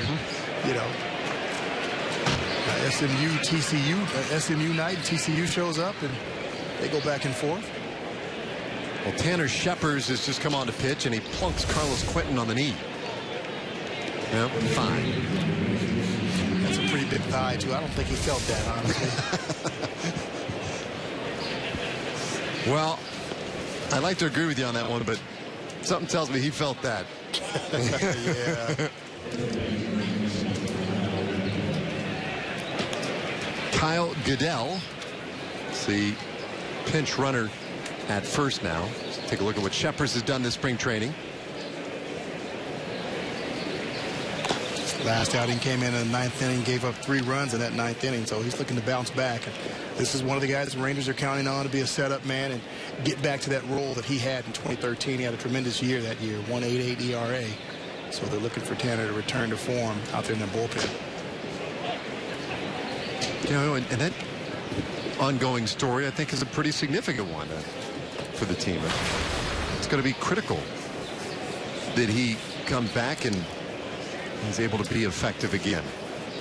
It is. I mean, you know, the back end of that bullpen is extremely important. You've got to have somebody that can get the ball to Neftali Feliz. So you've got Fujikawa that's, I'm pretty sure they're going to go back and forth. Tanner Sheppers will probably be that primary setup guy. As long as he's effective, he'll be that guy. So having 2 or 3 guys in the back end, or 2 setup guys, and that closer at the back end of that bullpen is definitely something that you need. Solarte pops this one up foul and out of play. Now you've seen more of Sheppers and would be able to speak to this, but I mean, I know there are some who see him as a future closer, has that kind of stuff perhaps. Oh, he definitely has the kind of stuff, but he's got to be able to control it. And I think that's been the issue. Sometimes he'll be a little inconsistent in the strike zone, but he definitely has the stuff, and I think he's got the mentality to be the closer. And I think of anything, that's probably the second most important thing, having that mentality. The first thing, obviously, you've got to have some great stuff if you're coming in to put fires out and shut a team down and to close it out. But having the mentality is huge, and I think Tanner Sheppers has that mentality to be a closer. But he's just got to be more consistent in the strike zone and closing hitters out. Peaks at first, delivers 3-2, and walks Solarte to put 2 men aboard to start the 7th inning. Yeah, that'll get Chirinos out there to have a quick word with him.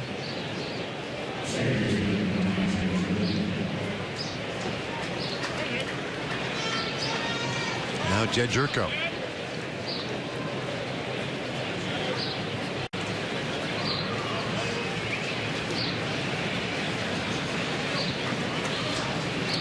Ed Lucas, new third baseman in this inning.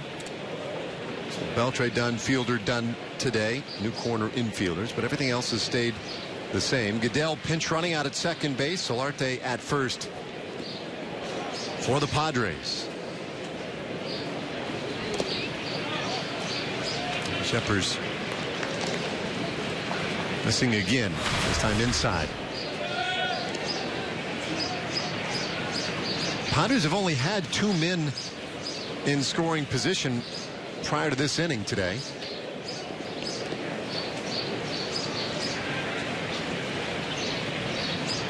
And that one will load him up. He hits Jerko on the arm. And there's a Padre at every base.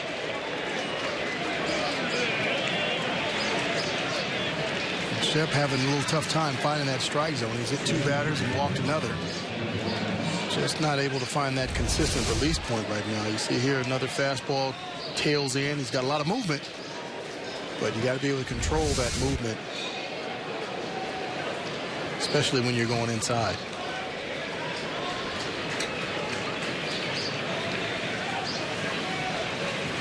Well, not a lot of room now for error.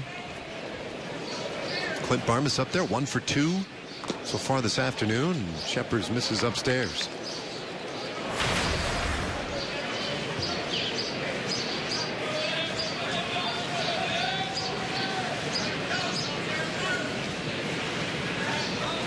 Barmas's first year with the Padres.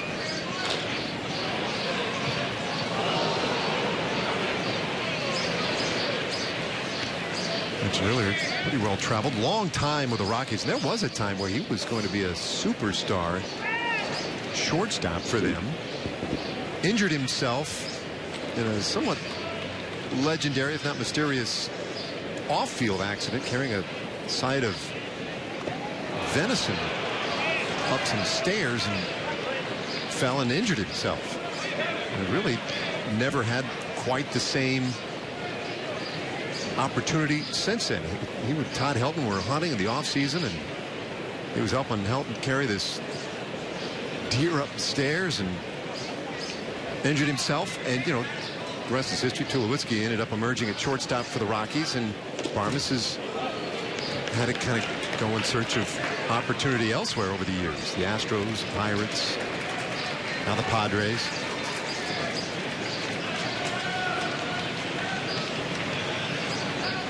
That's a tough one. And a strange one. I've not heard that one. I've heard a lot of injuries, some freak injuries, but that one is the first.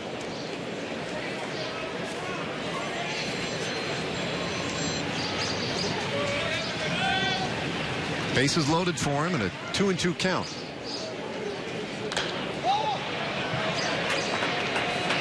Well, let me ask you this. Have you ever hauled a side of beef or any other carcass up a set of stairs before? You did not just say carcass, did you? No, Okay. Well, and that's why you could have been counted on to go out there every day and play. That kind of commitment. As Barmes pops this one foul. You know, I'm going to be totally honest about that. I was very cautious about the things that I did during the offseason. Were you? Because I really was, because this is where I made my living. So trying to, you know, do something on the roof or hammer this or change that, that was not something that I did. I'd pick up the phone and I'd call somebody else to do it. And people, you know, they would laugh at me. And as a matter of fact, my family, it was a joke. So one year they got me a tool belt for a birthday present because they knew I didn't do anything around the house, because you see so many things happen. Barmes sneaks one down the right field line. Goodell scores. Solarte on his heels. And this game tied on the Barmes 2-run single.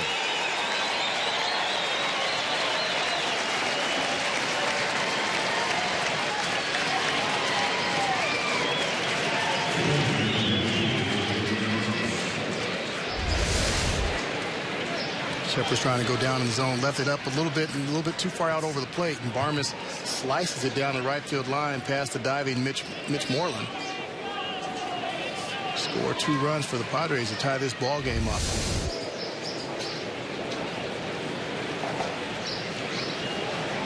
Tanner getting himself in the bad position, getting behind hitters. He's hit 2 batters, walked another, and now gave up a 2-run single.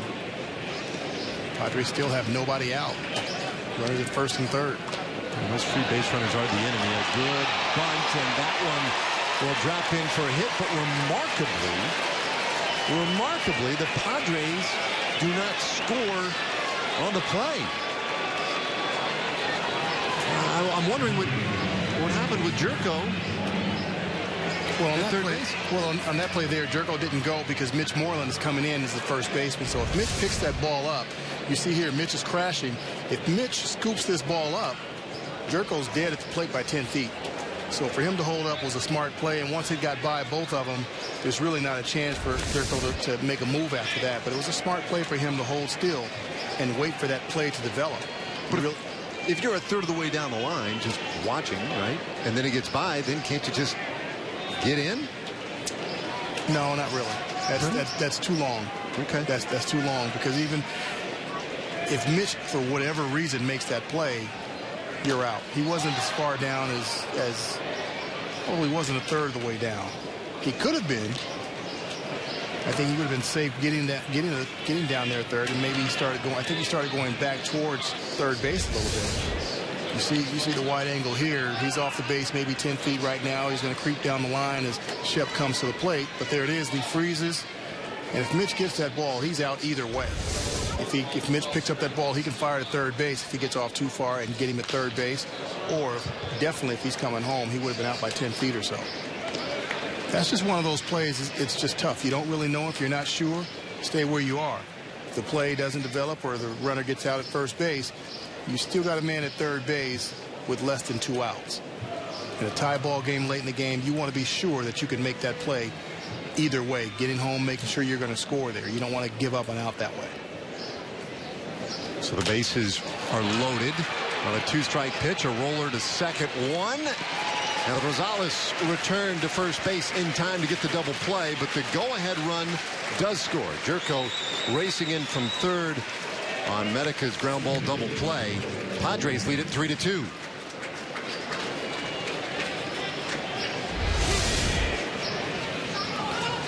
Shep does a good job breaking Medica's bat here. Gets a ground ball to second base, over the field, over to Rosales for 1 at second.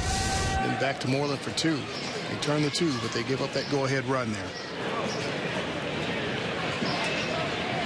So a man at third with 2 away. And Shepard bounces 1 up there. All the free base runners have now scored. The 3 runs that scored this inning for San Diego got on base via a hit batter, a walk, and another hit batter.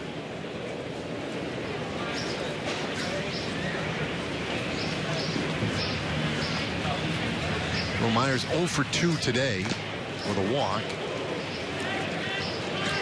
And watches some heat get away upstairs there. 2-0 the count. Well, with Medica, the man who just rolled into the double play, pinch hitting for Tyson Ross. Ross's day is done. 6 innings pitched. I think 11 strikeouts. Check that, 12. It's now 2-1 on Myers. 12 strikeouts today in 6 innings for Tyson Ross. A good outing for him as he continues to fine-tune things for the Padres.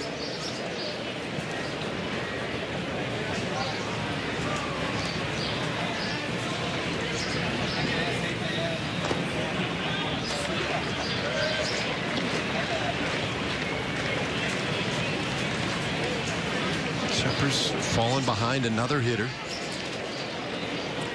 And Myers a dangerous hitter, though things haven't gone his way today. A corner outfielder with pop. Transitioning to center field this year with San Diego, and he bounces one to Rosales, who's had a real nice day at shortstop and shows off that strong arm one more time to end the inning. Only 2 hits in the inning for the Padres, but they pick up 3 runs and take the lead. We stand and stretch today and surprise Padres by 1.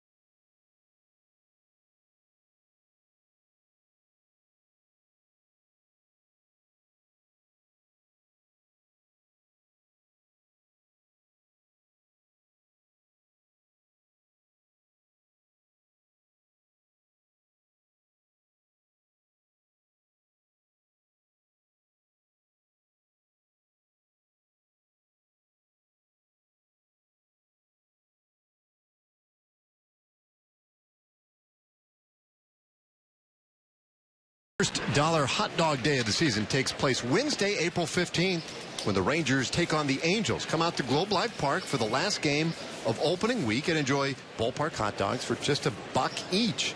Visit TexasRangers.com for tickets or call 972-RANGERS. Dollar hot dog days coming up soon. Well, a plethora of changes for the Padres as we move along to the bottom of the 5th. Andel Gustave, the new pitcher, making his 6th appearance of spring training. He's gotten a few innings in, a little over 7 innings for the spring. As long as we're hitting 222 off of him. So, young right-hander, fastball, slider, and curveball.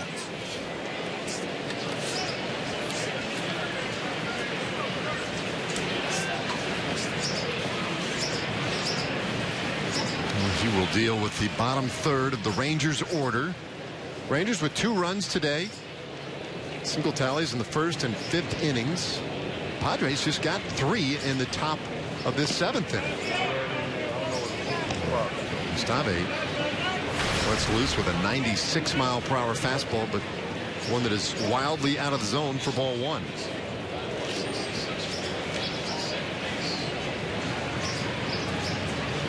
Chirinos, like many of the Rangers, found Tyson Ross to be a bit challenging this afternoon. Ross is very good for 6 innings.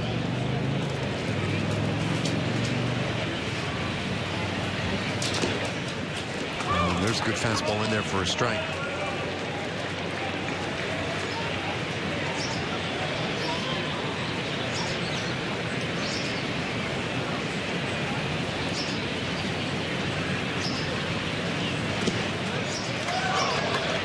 Off speed that time.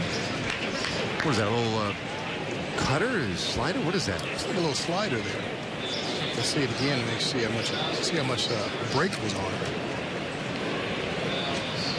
But enough to keep Chirinos off balance. We're seeing 95 and 96. 1-2 pitch, and that one lined into left field. Base hit for Chirinos.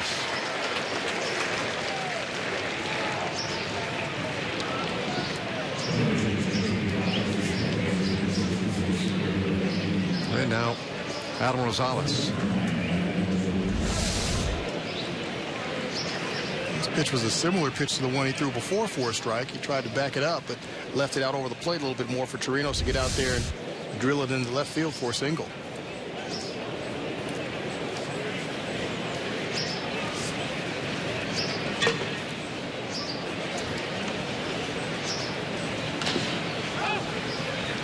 Rosales up there hacking. 1 for 2 today.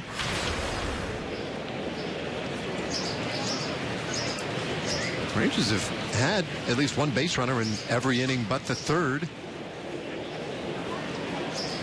think the lead man on here in the 7th inning, down by a run.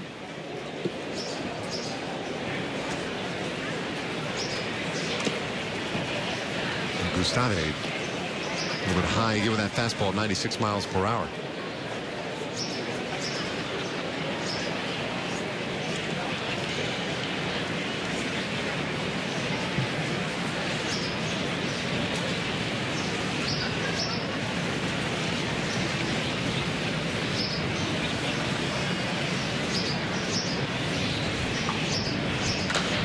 Right-hander has this one fouled back and played for Nieves back there.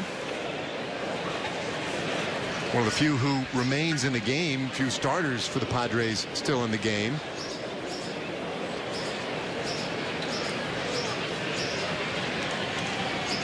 They've got a brand new outfield, and left is Goodell, who came in to pinch run. Bosfield, the new center fielder. And in right field is Hunter Renfroe.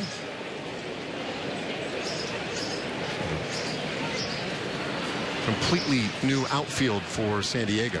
And Rosales chases one for strike 3. And there's one away in the 7th inning.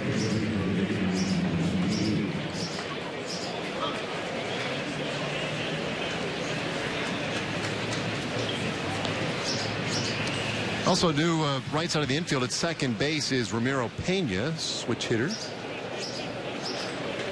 And at first base is Tommy Medica, who that last inning grounded into that double play. They got the go-ahead run to the plate. Now Thomas Field takes strike 1.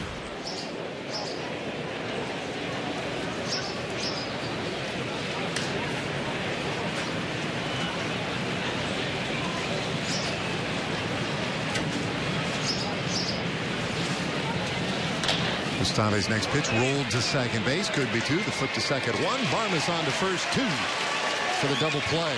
4-6 3, and the Padres clean up the inning. We'll go to the 8th inning today and surprise Padres 3, Rangers 2.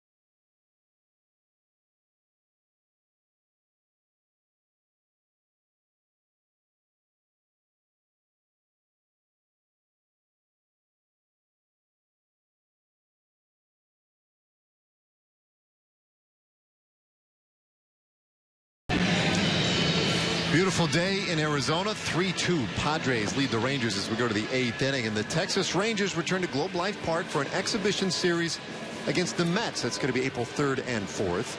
20-person suites for this series start at just $1,000. All exhibition game suite rentals include parking passes as well. Call 972-RANGERS for details.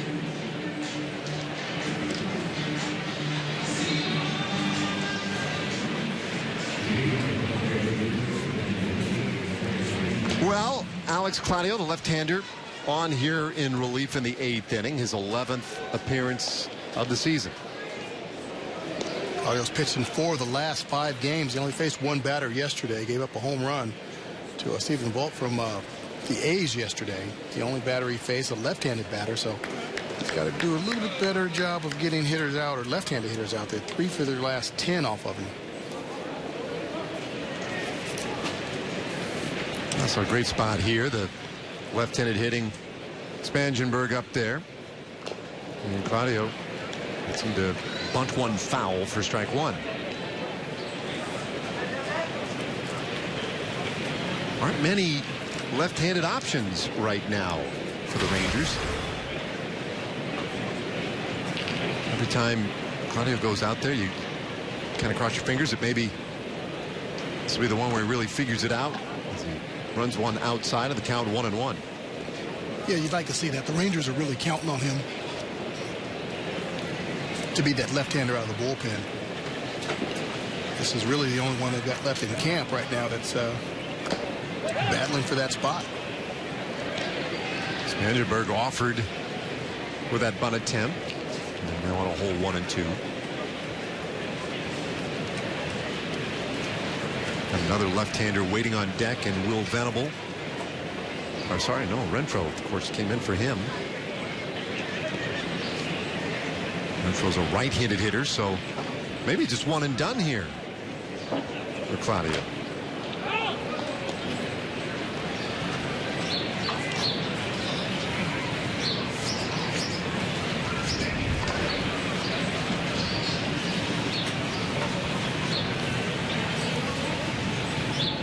There's a lefty.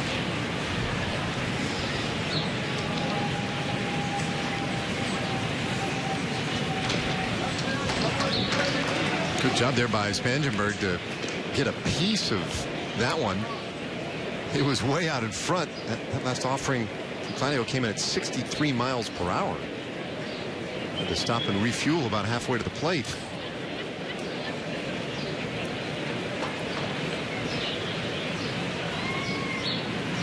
The 1-2. And the chopper up the middle. Backhand stop field, but he can't get it to first in time.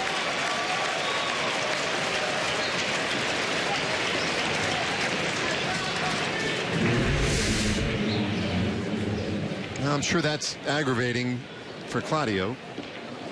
Get a ground ball, but to the wrong spot. Wrong spot, high chopper on this hard infield. And all the infields are hard. It's not anything against the ground crew, but everything down here is a little bit harder than it is during the regular season. So indeed, that is all for Claudio. Roman Mendez, right-hander, makes his way in from the bullpen. We'll tell you all about him when we come back.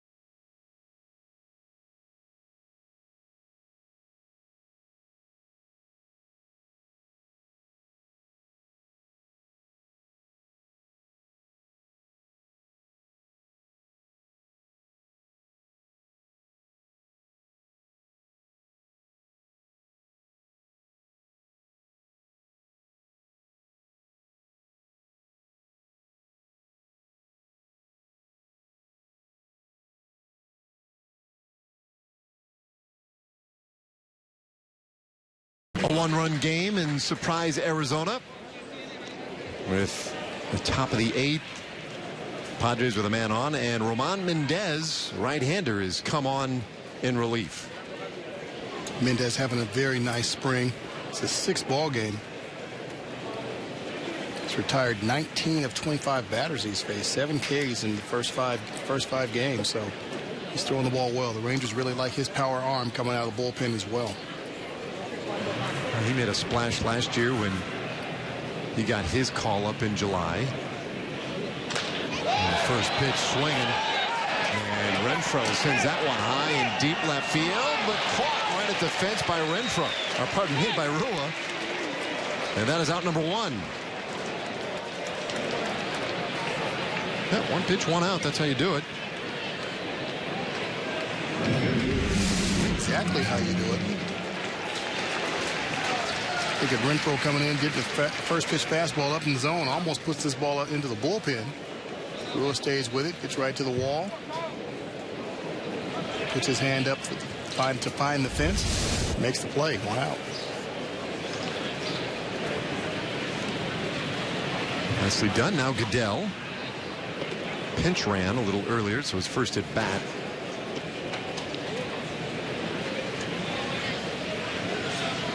Mendez last year, when he's called up in July, made his debut, 2 shutout innings against the Astros. In fact, his first 8 appearances were all scoreless. Must have thought to himself, well, this is pretty easy up here. I mean, you know, work every couple of days, get a couple of guys out. Nobody ever scores on you. But really did a nice job at 218 earned run average and 30 relief appearances. He did. He was a welcome addition to the bullpen. You know, some of their arms obviously had gone down by that point, so Mendez came up and showed that he can get major league hitters out on a consistent basis.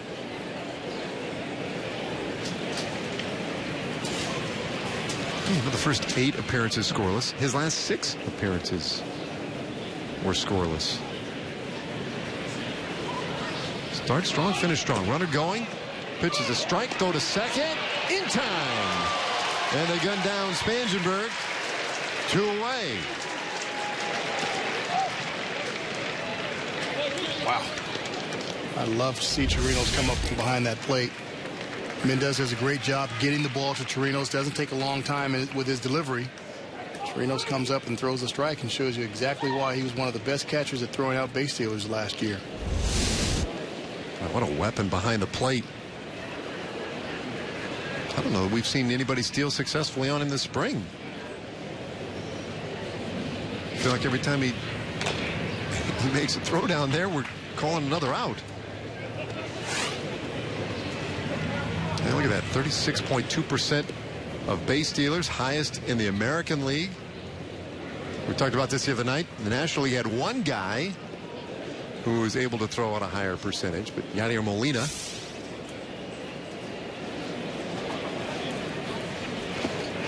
There you go. Yes, he did, and that is a strikeout to end the inning. Oh, nice job once again by Mendez. We go to the bottom of the 8th. Rangers trail by a run.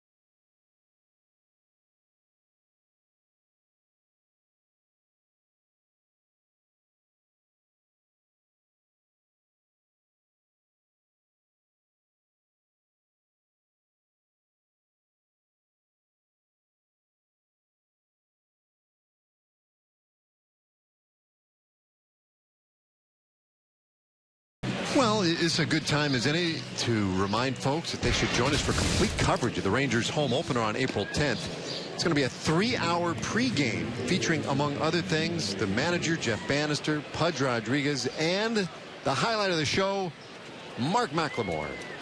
They'll be tailgating at the ballpark, Fox Sports Southwest girls, and a whole lot more.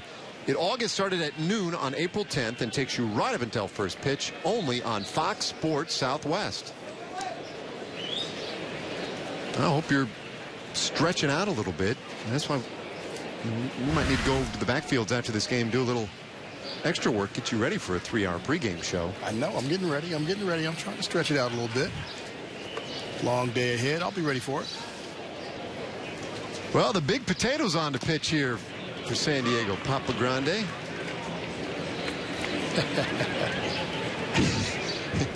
He somehow got that nickname when he was with the Diamondbacks. Somebody who maybe didn't fully understand the language. But then he just kind of, he said, that's cool. I'll be Papa Grande, the big potato. He's ahead 0-2 on Delano DeShields here with the 8th inning. Well, the Padres, this is the veteran pitcher. He's been there. He's been a closer, been an all-star. So he understands how to get big league hitters out. So the Padres are really just trying to see if he's got enough left in the tank to be effective for them this year. The last couple years he's gone into camps as a non-roster invitee, made the teams. 2013 it was with the Tigers, and 2014 it was with the Mets. So didn't stay around long last year, but he's still out there trying, and looks like he's in better shape this year than he has been in the last couple of years. So it's like he's got a chance. He's still here in camp. 1-2 to DeShields inside. Yeah, he kind of had an on-again, off-again relationship, it seemed like, with the Tigers for a bit. And then last year,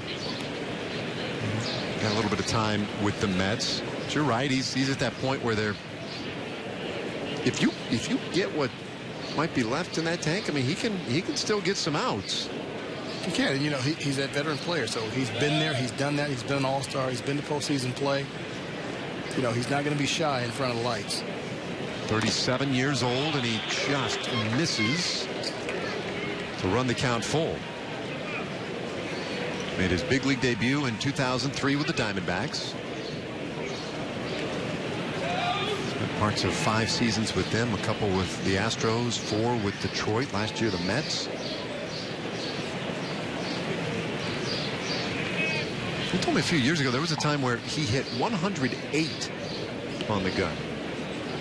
And I looked at him exactly the way you looked at me. Hard foul ball off the face mask of the new catcher, Rocky Gale. Now, with that name, I think he can take a hit like that. Who told you that? He told you that? Papa himself. Oh, okay. All right. Now that explains it. Yeah. I think he was, you know, at the time, he was occasionally hitting maybe like 101. Are we talking kilometers or? Yeah, no, miles per hour, man. All right, I'm just checking. And the reason I asked him, because I was concerned that maybe that gun was just a little hot. Right. I thought maybe that stadium goes a little hot there. Jose, what do you think? One lined into right field, a base hit for the Shields, on for the 3rd time this afternoon, and he's had himself a nice ball game. He has, and this is what the Rangers are looking for out of the lineup of Shields Jr. For him to get on base any way that he can, and you know, this is a perfect situation for him to run. Now, Valverde's very quick. He's got quick feet over to first base, so he's got to be aware of that. But this is a situation. They're down on run. He's got to get into position, into scoring position as quickly as possible. Gets a fastball down the middle here, takes it to right field. Lead off this 8th inning here. Give the Rangers a chance to tie this ball game.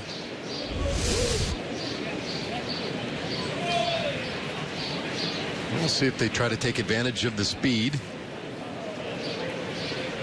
Chu up there at the left side, and he's moved off the plate.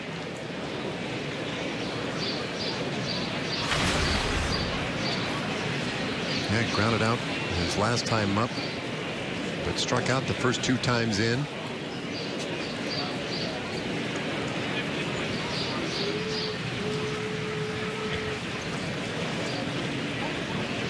think one of the questions perhaps left for Jeff Banister with regard to his lineup is who bats second. I feel like that's kind of roundabout been the conversation with him these past couple of days when we discussed the lineup and the tweaks here and there. We'll see a slightly different lineup tomorrow. But I think that's the piece he's trying to really get a handle on. Who best might fit that 2-hole in the lineup? You know, and I think on certain days it's going to vary. It may not be the same guy every day, so there may not be that set lineup 1 through 6. I think most managers like to have that and be able to count on that, but it all depends on your personnel. So I think with the way this roster is going to be set up, it's going to change from day to day. Sometimes Chu's going to be better in that 2nd hole. Other days he may be better in that 5th hole and move Elvis into that 2 slot. So it just all depends, you know, and hitters like to be, you know, like to have an idea where they're going to be in the order. But I think with this bunch, they're veteran enough players to understand, hey, if they move one spot or this spot, their role really doesn't change a whole lot. I mean, those guys in the middle of the order, their job is to put the ball out, you know, out in the stands and make souvenirs out of them. It doesn't matter if they're 3, 4, or 5. Infield a double play depth. Chu fights one off down the left field line. Goodell giving it a look, but just does run out of room.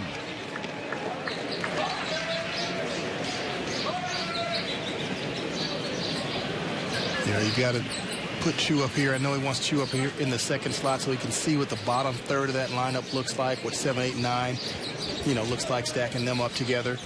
And some days Chu's going to be in that 5th slot with Mitch Moreland sliding down to 6. So it really just depends on who's pitching out there and how the guys are actually swinging the bat. Shields not going, and Chu gets a piece of another one. Were there any years where you felt like you had that luxury of maybe not knowing where you'd be in the lineup all the time, but having a good idea that I'm going to bat, you know, one of these 2 spots probably today? Yeah, I did. Most of the time I hit second. The second half of my career I was a 2-hole hitter, and I loved being in that 2-hole, especially, you know, most of my years in Seattle with Edgar Martinez hitting behind me. I knew I was going to get a lot of fastballs because they didn't want me on base to have to face Edgar. So I loved hitting in that 2-hole. But I hit anywhere in the lineup pretty much. But the 2-hole was probably where I did the most damage and was the most comfortable. There were certain games I'd lead off. Some games I'd hit 7th, 8th, or 9th. You know, again, depending on who was pitching and how I was swinging and what the team needed that particular day. But, you know, for me, that 2-hole was a great spot to be in. You're not that leadoff guy, but in that 2-hole, you're going to get a lot of fastballs because you got the big fellas coming up behind you. We're going. Chu bangs it up the middle.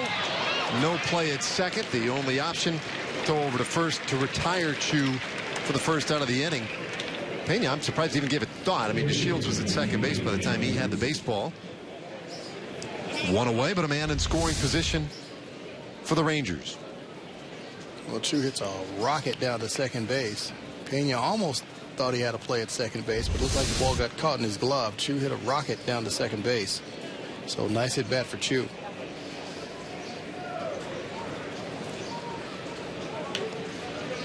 Now Ed Lucas.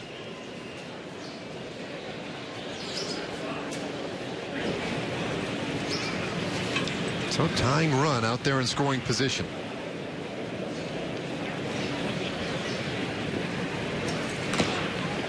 Valverde right in there with strike one. That one at 98 miles per hour. So even as he heads toward the twilight of his career, still able to hump it up a little bit. Well, he's definitely rushing it up there today.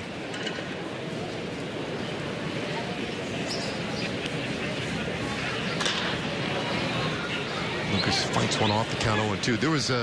There was a year in there where he had a couple of seasons of real good success, was really almost dominant, and all of a sudden he was getting hit and he couldn't quite figure it out.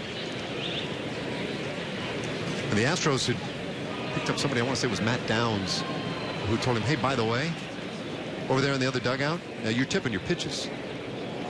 And he had to make some pretty big adjustments. One of them was, I guess, to stop doing whatever it was that he was doing.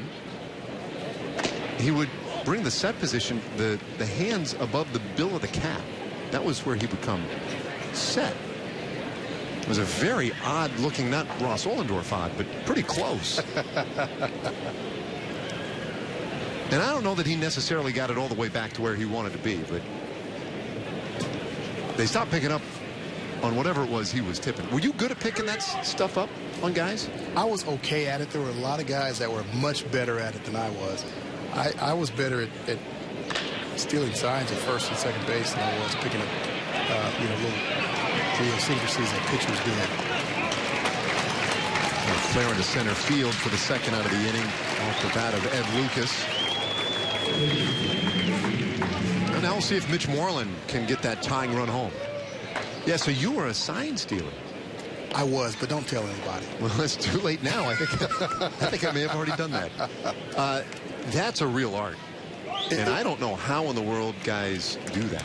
Well, being a middle infielder, it makes it a little bit easier because I'm used to the different types of sequences that pitchers and catchers use. So typically, I would look for a catcher, shortstop, second baseman. I'm thinking those guys are the ones picking up signs. Outfielders aren't really good at that because they're not used to seeing what those different sequences are or even knowing them. So it's easier for a second baseman, a middle infield guy, and a catcher to pick signs up when they're out there on the bases as opposed to somebody who's not used to seeing it. They're not even paying attention really in the outfield, right? Well, they can't even see the signs. Right. They can't see the signs from the outfield. So that's more than anything else. Now you do. There were some guys that I knew that were outfielders that were good at it. One off the glove and heading to third base. DeShields able to get in there. That one right off of Rocky Gale's glove. You see DeShields sees the ball, gets away, and he's off to the races. No chance for Gale to get him at third base. Pass ball puts DeShields 90 feet away. Well, we have definitely seen his speed come into play today. When he gets on the bases, he can be a force, and that's the whole thing. He's just got to get on base consistently, because when he's on there, we've seen what he can do today when he's on the bases, what kind of pressure he puts on that defense. Favorable count here for Moreland. And it's 3-0.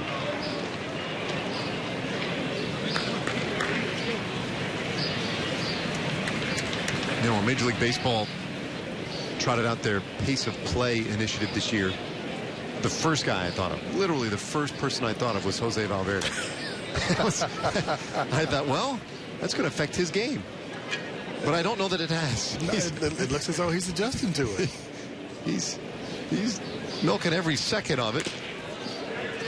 There's the old automatic strike, 3-1. He was never a guy who was real quick between pitches.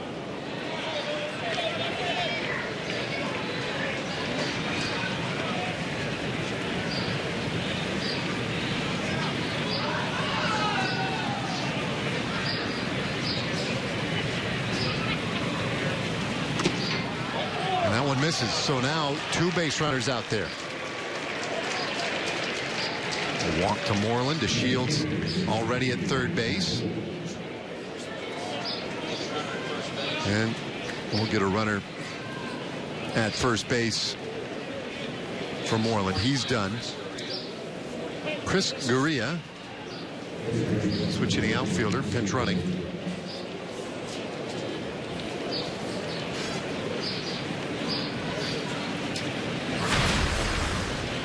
And a chance here for Ryan Rua to punctuate a pretty good spring so far.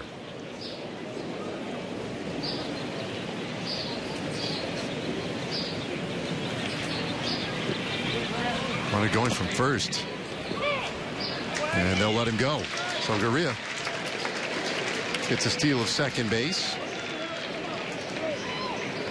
Not much Gale could do on that one, except maybe try and tempt the Shields to stray off third base. Didn't work.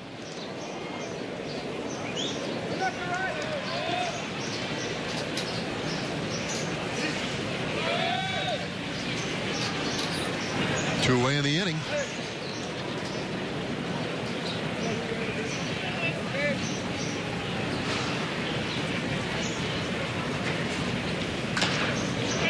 Shank foul. Go back to the sign stealing stuff. Were you one of those guys? You know, some guys don't want to know if, you know, tip pitches, those sorts of things, because they just want to react, have that edge, I guess, at the plate. Were you one of those guys where if you got a little intelligence, you wouldn't mind putting it to use? No, I didn't like it as a hitter. Is that right? I didn't like receiving signs. I loved giving them, and whoever was behind me, I would ask them if they wanted them. And if they said yes, I gave them to them. If they didn't, I wouldn't. But as a hitter, for me, I just wasn't that good at the plate. So if I knew what was coming, it didn't matter if it was thrown in the other dugout. I was probably going to swing at it. So I thought I'd just take my chances and just, see what he throws instead of knowing what was coming. So there were guys behind me that liked it, and some guys didn't. Yeah. It seems there might be more on the side that really I don't want that information. Well, I kind of played with some guys that really loved it. Yeah. They could take all whatever information they could get, they wanted it. Yeah. It was fun for me. It was, it was a challenge. The game inside the game. I'd steal signs from anywhere. I used to steal signs. Well, I still do. Steal signs at my son's games. Yes, you. Oh, absolutely. Absolutely. Those are probably easy. Keeps my mind sharp. Absolutely. Tell my son, don't tell me what the signs are. I'll figure them out and I'll let you know. You tell me if I'm right or not. Half the kids on the team probably don't know what the signs are. The Shields at third. Gurria at second base. Here it comes from Valverde. High chopper, short. Barmes has it, and that'll end the inning. Rangers leave 2 in scoring position in the 8th inning, and we go to the 9th with the Rangers trailing by 1.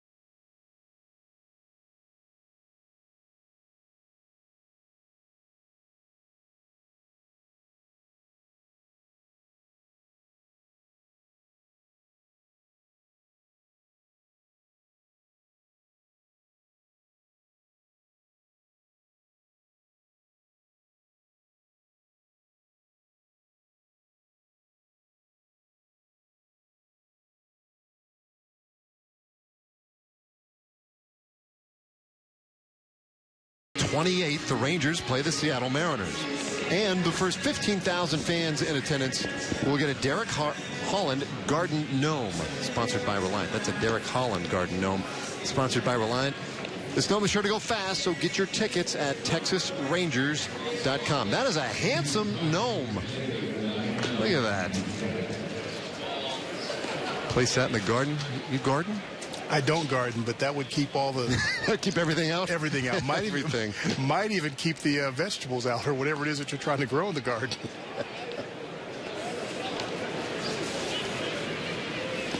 All right, ninth inning now.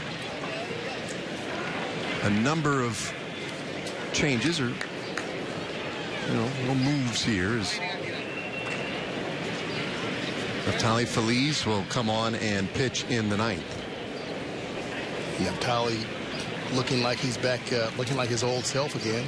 His 6th ball game of the spring. A 1.80 ERA. He's held opponents to a 2.11 batting average, so he's been cranking it in there pretty good. Josh Bell pinch hits for the Padres here.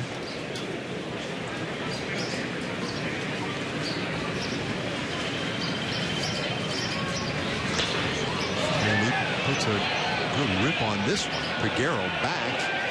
Appears to have room, and he makes the catch right at the fence.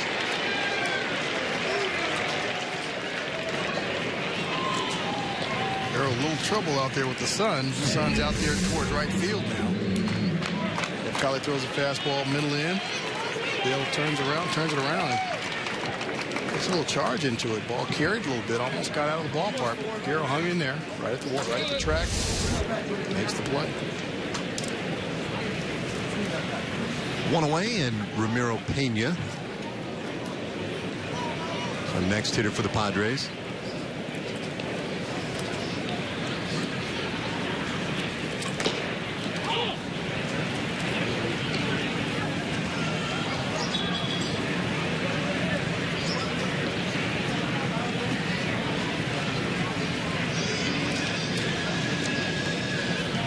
Left-handed hitters in this ninth inning. There's a strike to Pena. 1-1. Feliz coming in at 93 miles per hour with that one. Padres got all 3 runs in the 7th inning. This one bounced to second base. Elliott Johnson just came in the game, picks it up. It's an easy play. 2 away. Those 3 runs in the 7th inning. First 3 batters of the inning scored for San Diego. They got on hit by pitch, walk, hit by pitch. And that's how you build an inning right there.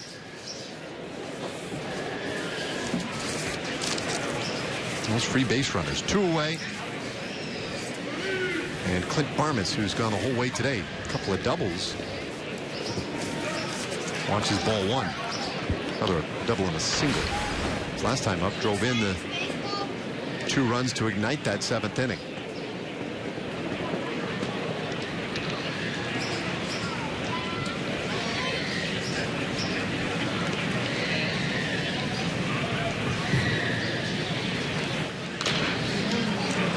Slight shift on the infield for the Rangers. They play Barmes to pull.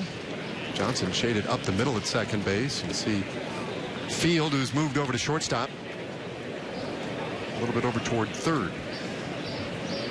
Rosales, the new first baseman, off the line.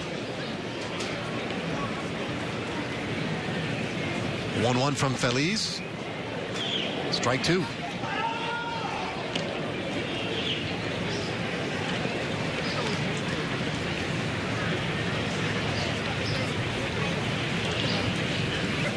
That's where ball's going to die, Glenn.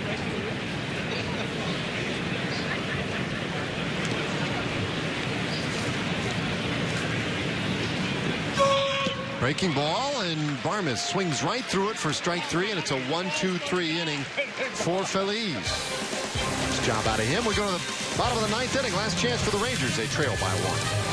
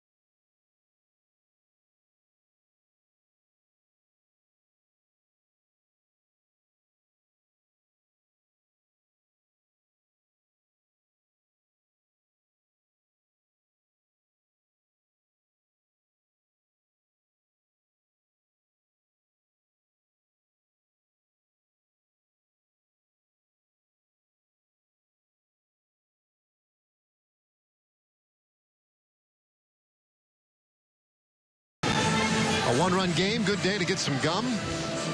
Come out to the ballpark and chew it. We're working hard on that.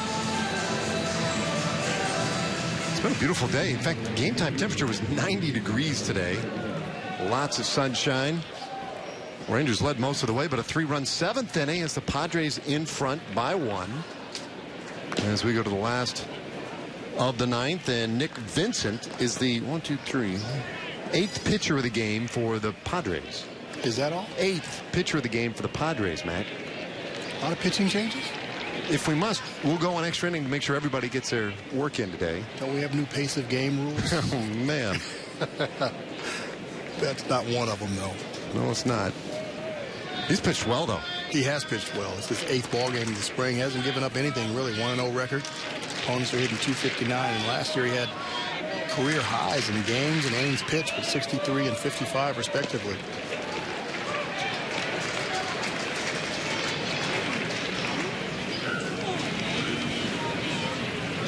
Well, Peguero hitless so far today. And it's 1-1.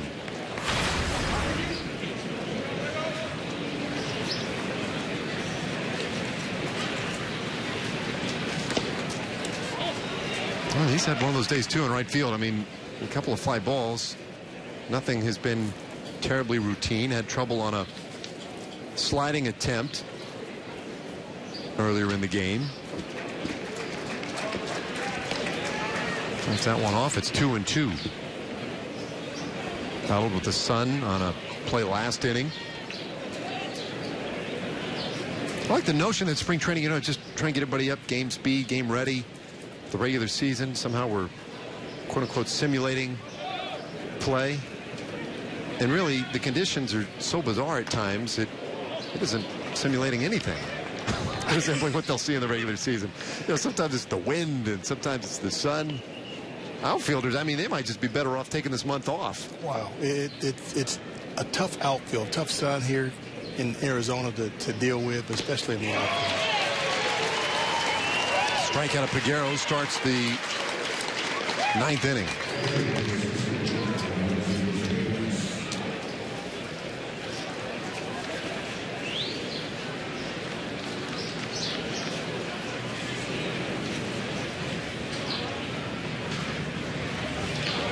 Robinson Chirinos has gone the whole way today behind the plate.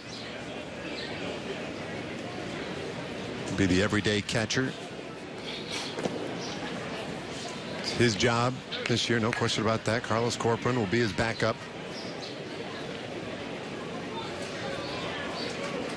Chirinos coming off such a fabulous 2014 and having a good spring. Hits that one sharply on the ground to third base. But handled cleanly by Spangenberg down there, 2 away. And now Adam Rosales. So Nick Vincent trying to keep that earned run average perfect. Needs one more out to do so.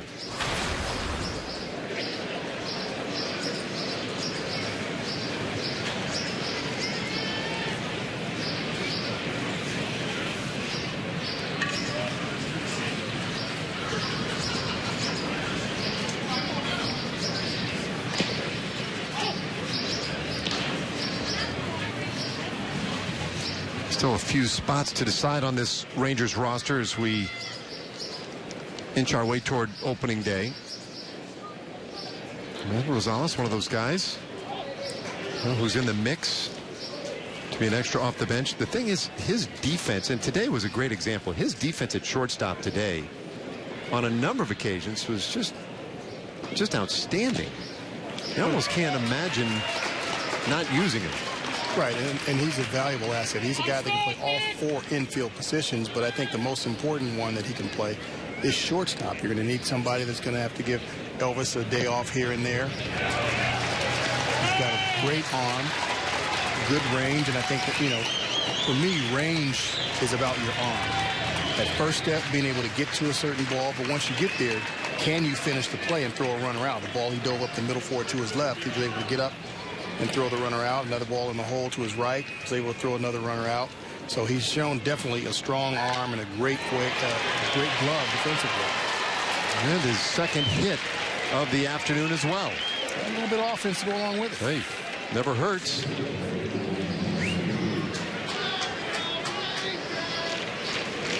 So it gives the Rangers a chance. It's a high fastball up in the zone from Vincent and whacks it right into center field.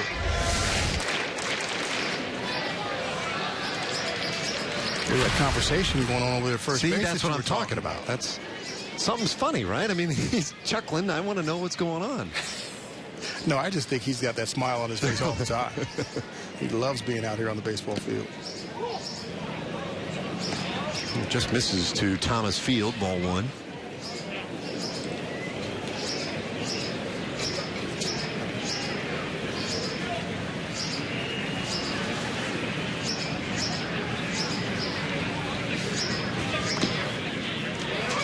High strike call. Yeah, there were always first basemen who were chattier than others. Sean Casey comes to mind, the mayor. Loved to hold court over there. I'm sure there was something. Now, were there guys that you were, pleased to see when you'd head down to first base? Oh, I was pleased to see anybody that got to first base. That meant I got over there. So, yeah, that was very pleasing to me. But I was never not happy to see the first baseman. I guess that makes sense. Yeah, it's completely logical.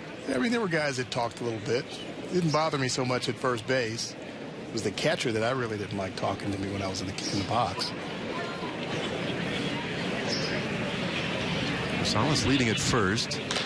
Field lifts this one to medium deep center field. Handled there by Bosfield, and the inning and indeed the game is over. The Padres with just 4 hits in today's game. It was enough to get them the 3-2 win. We'll take a break and wrap it up in a moment.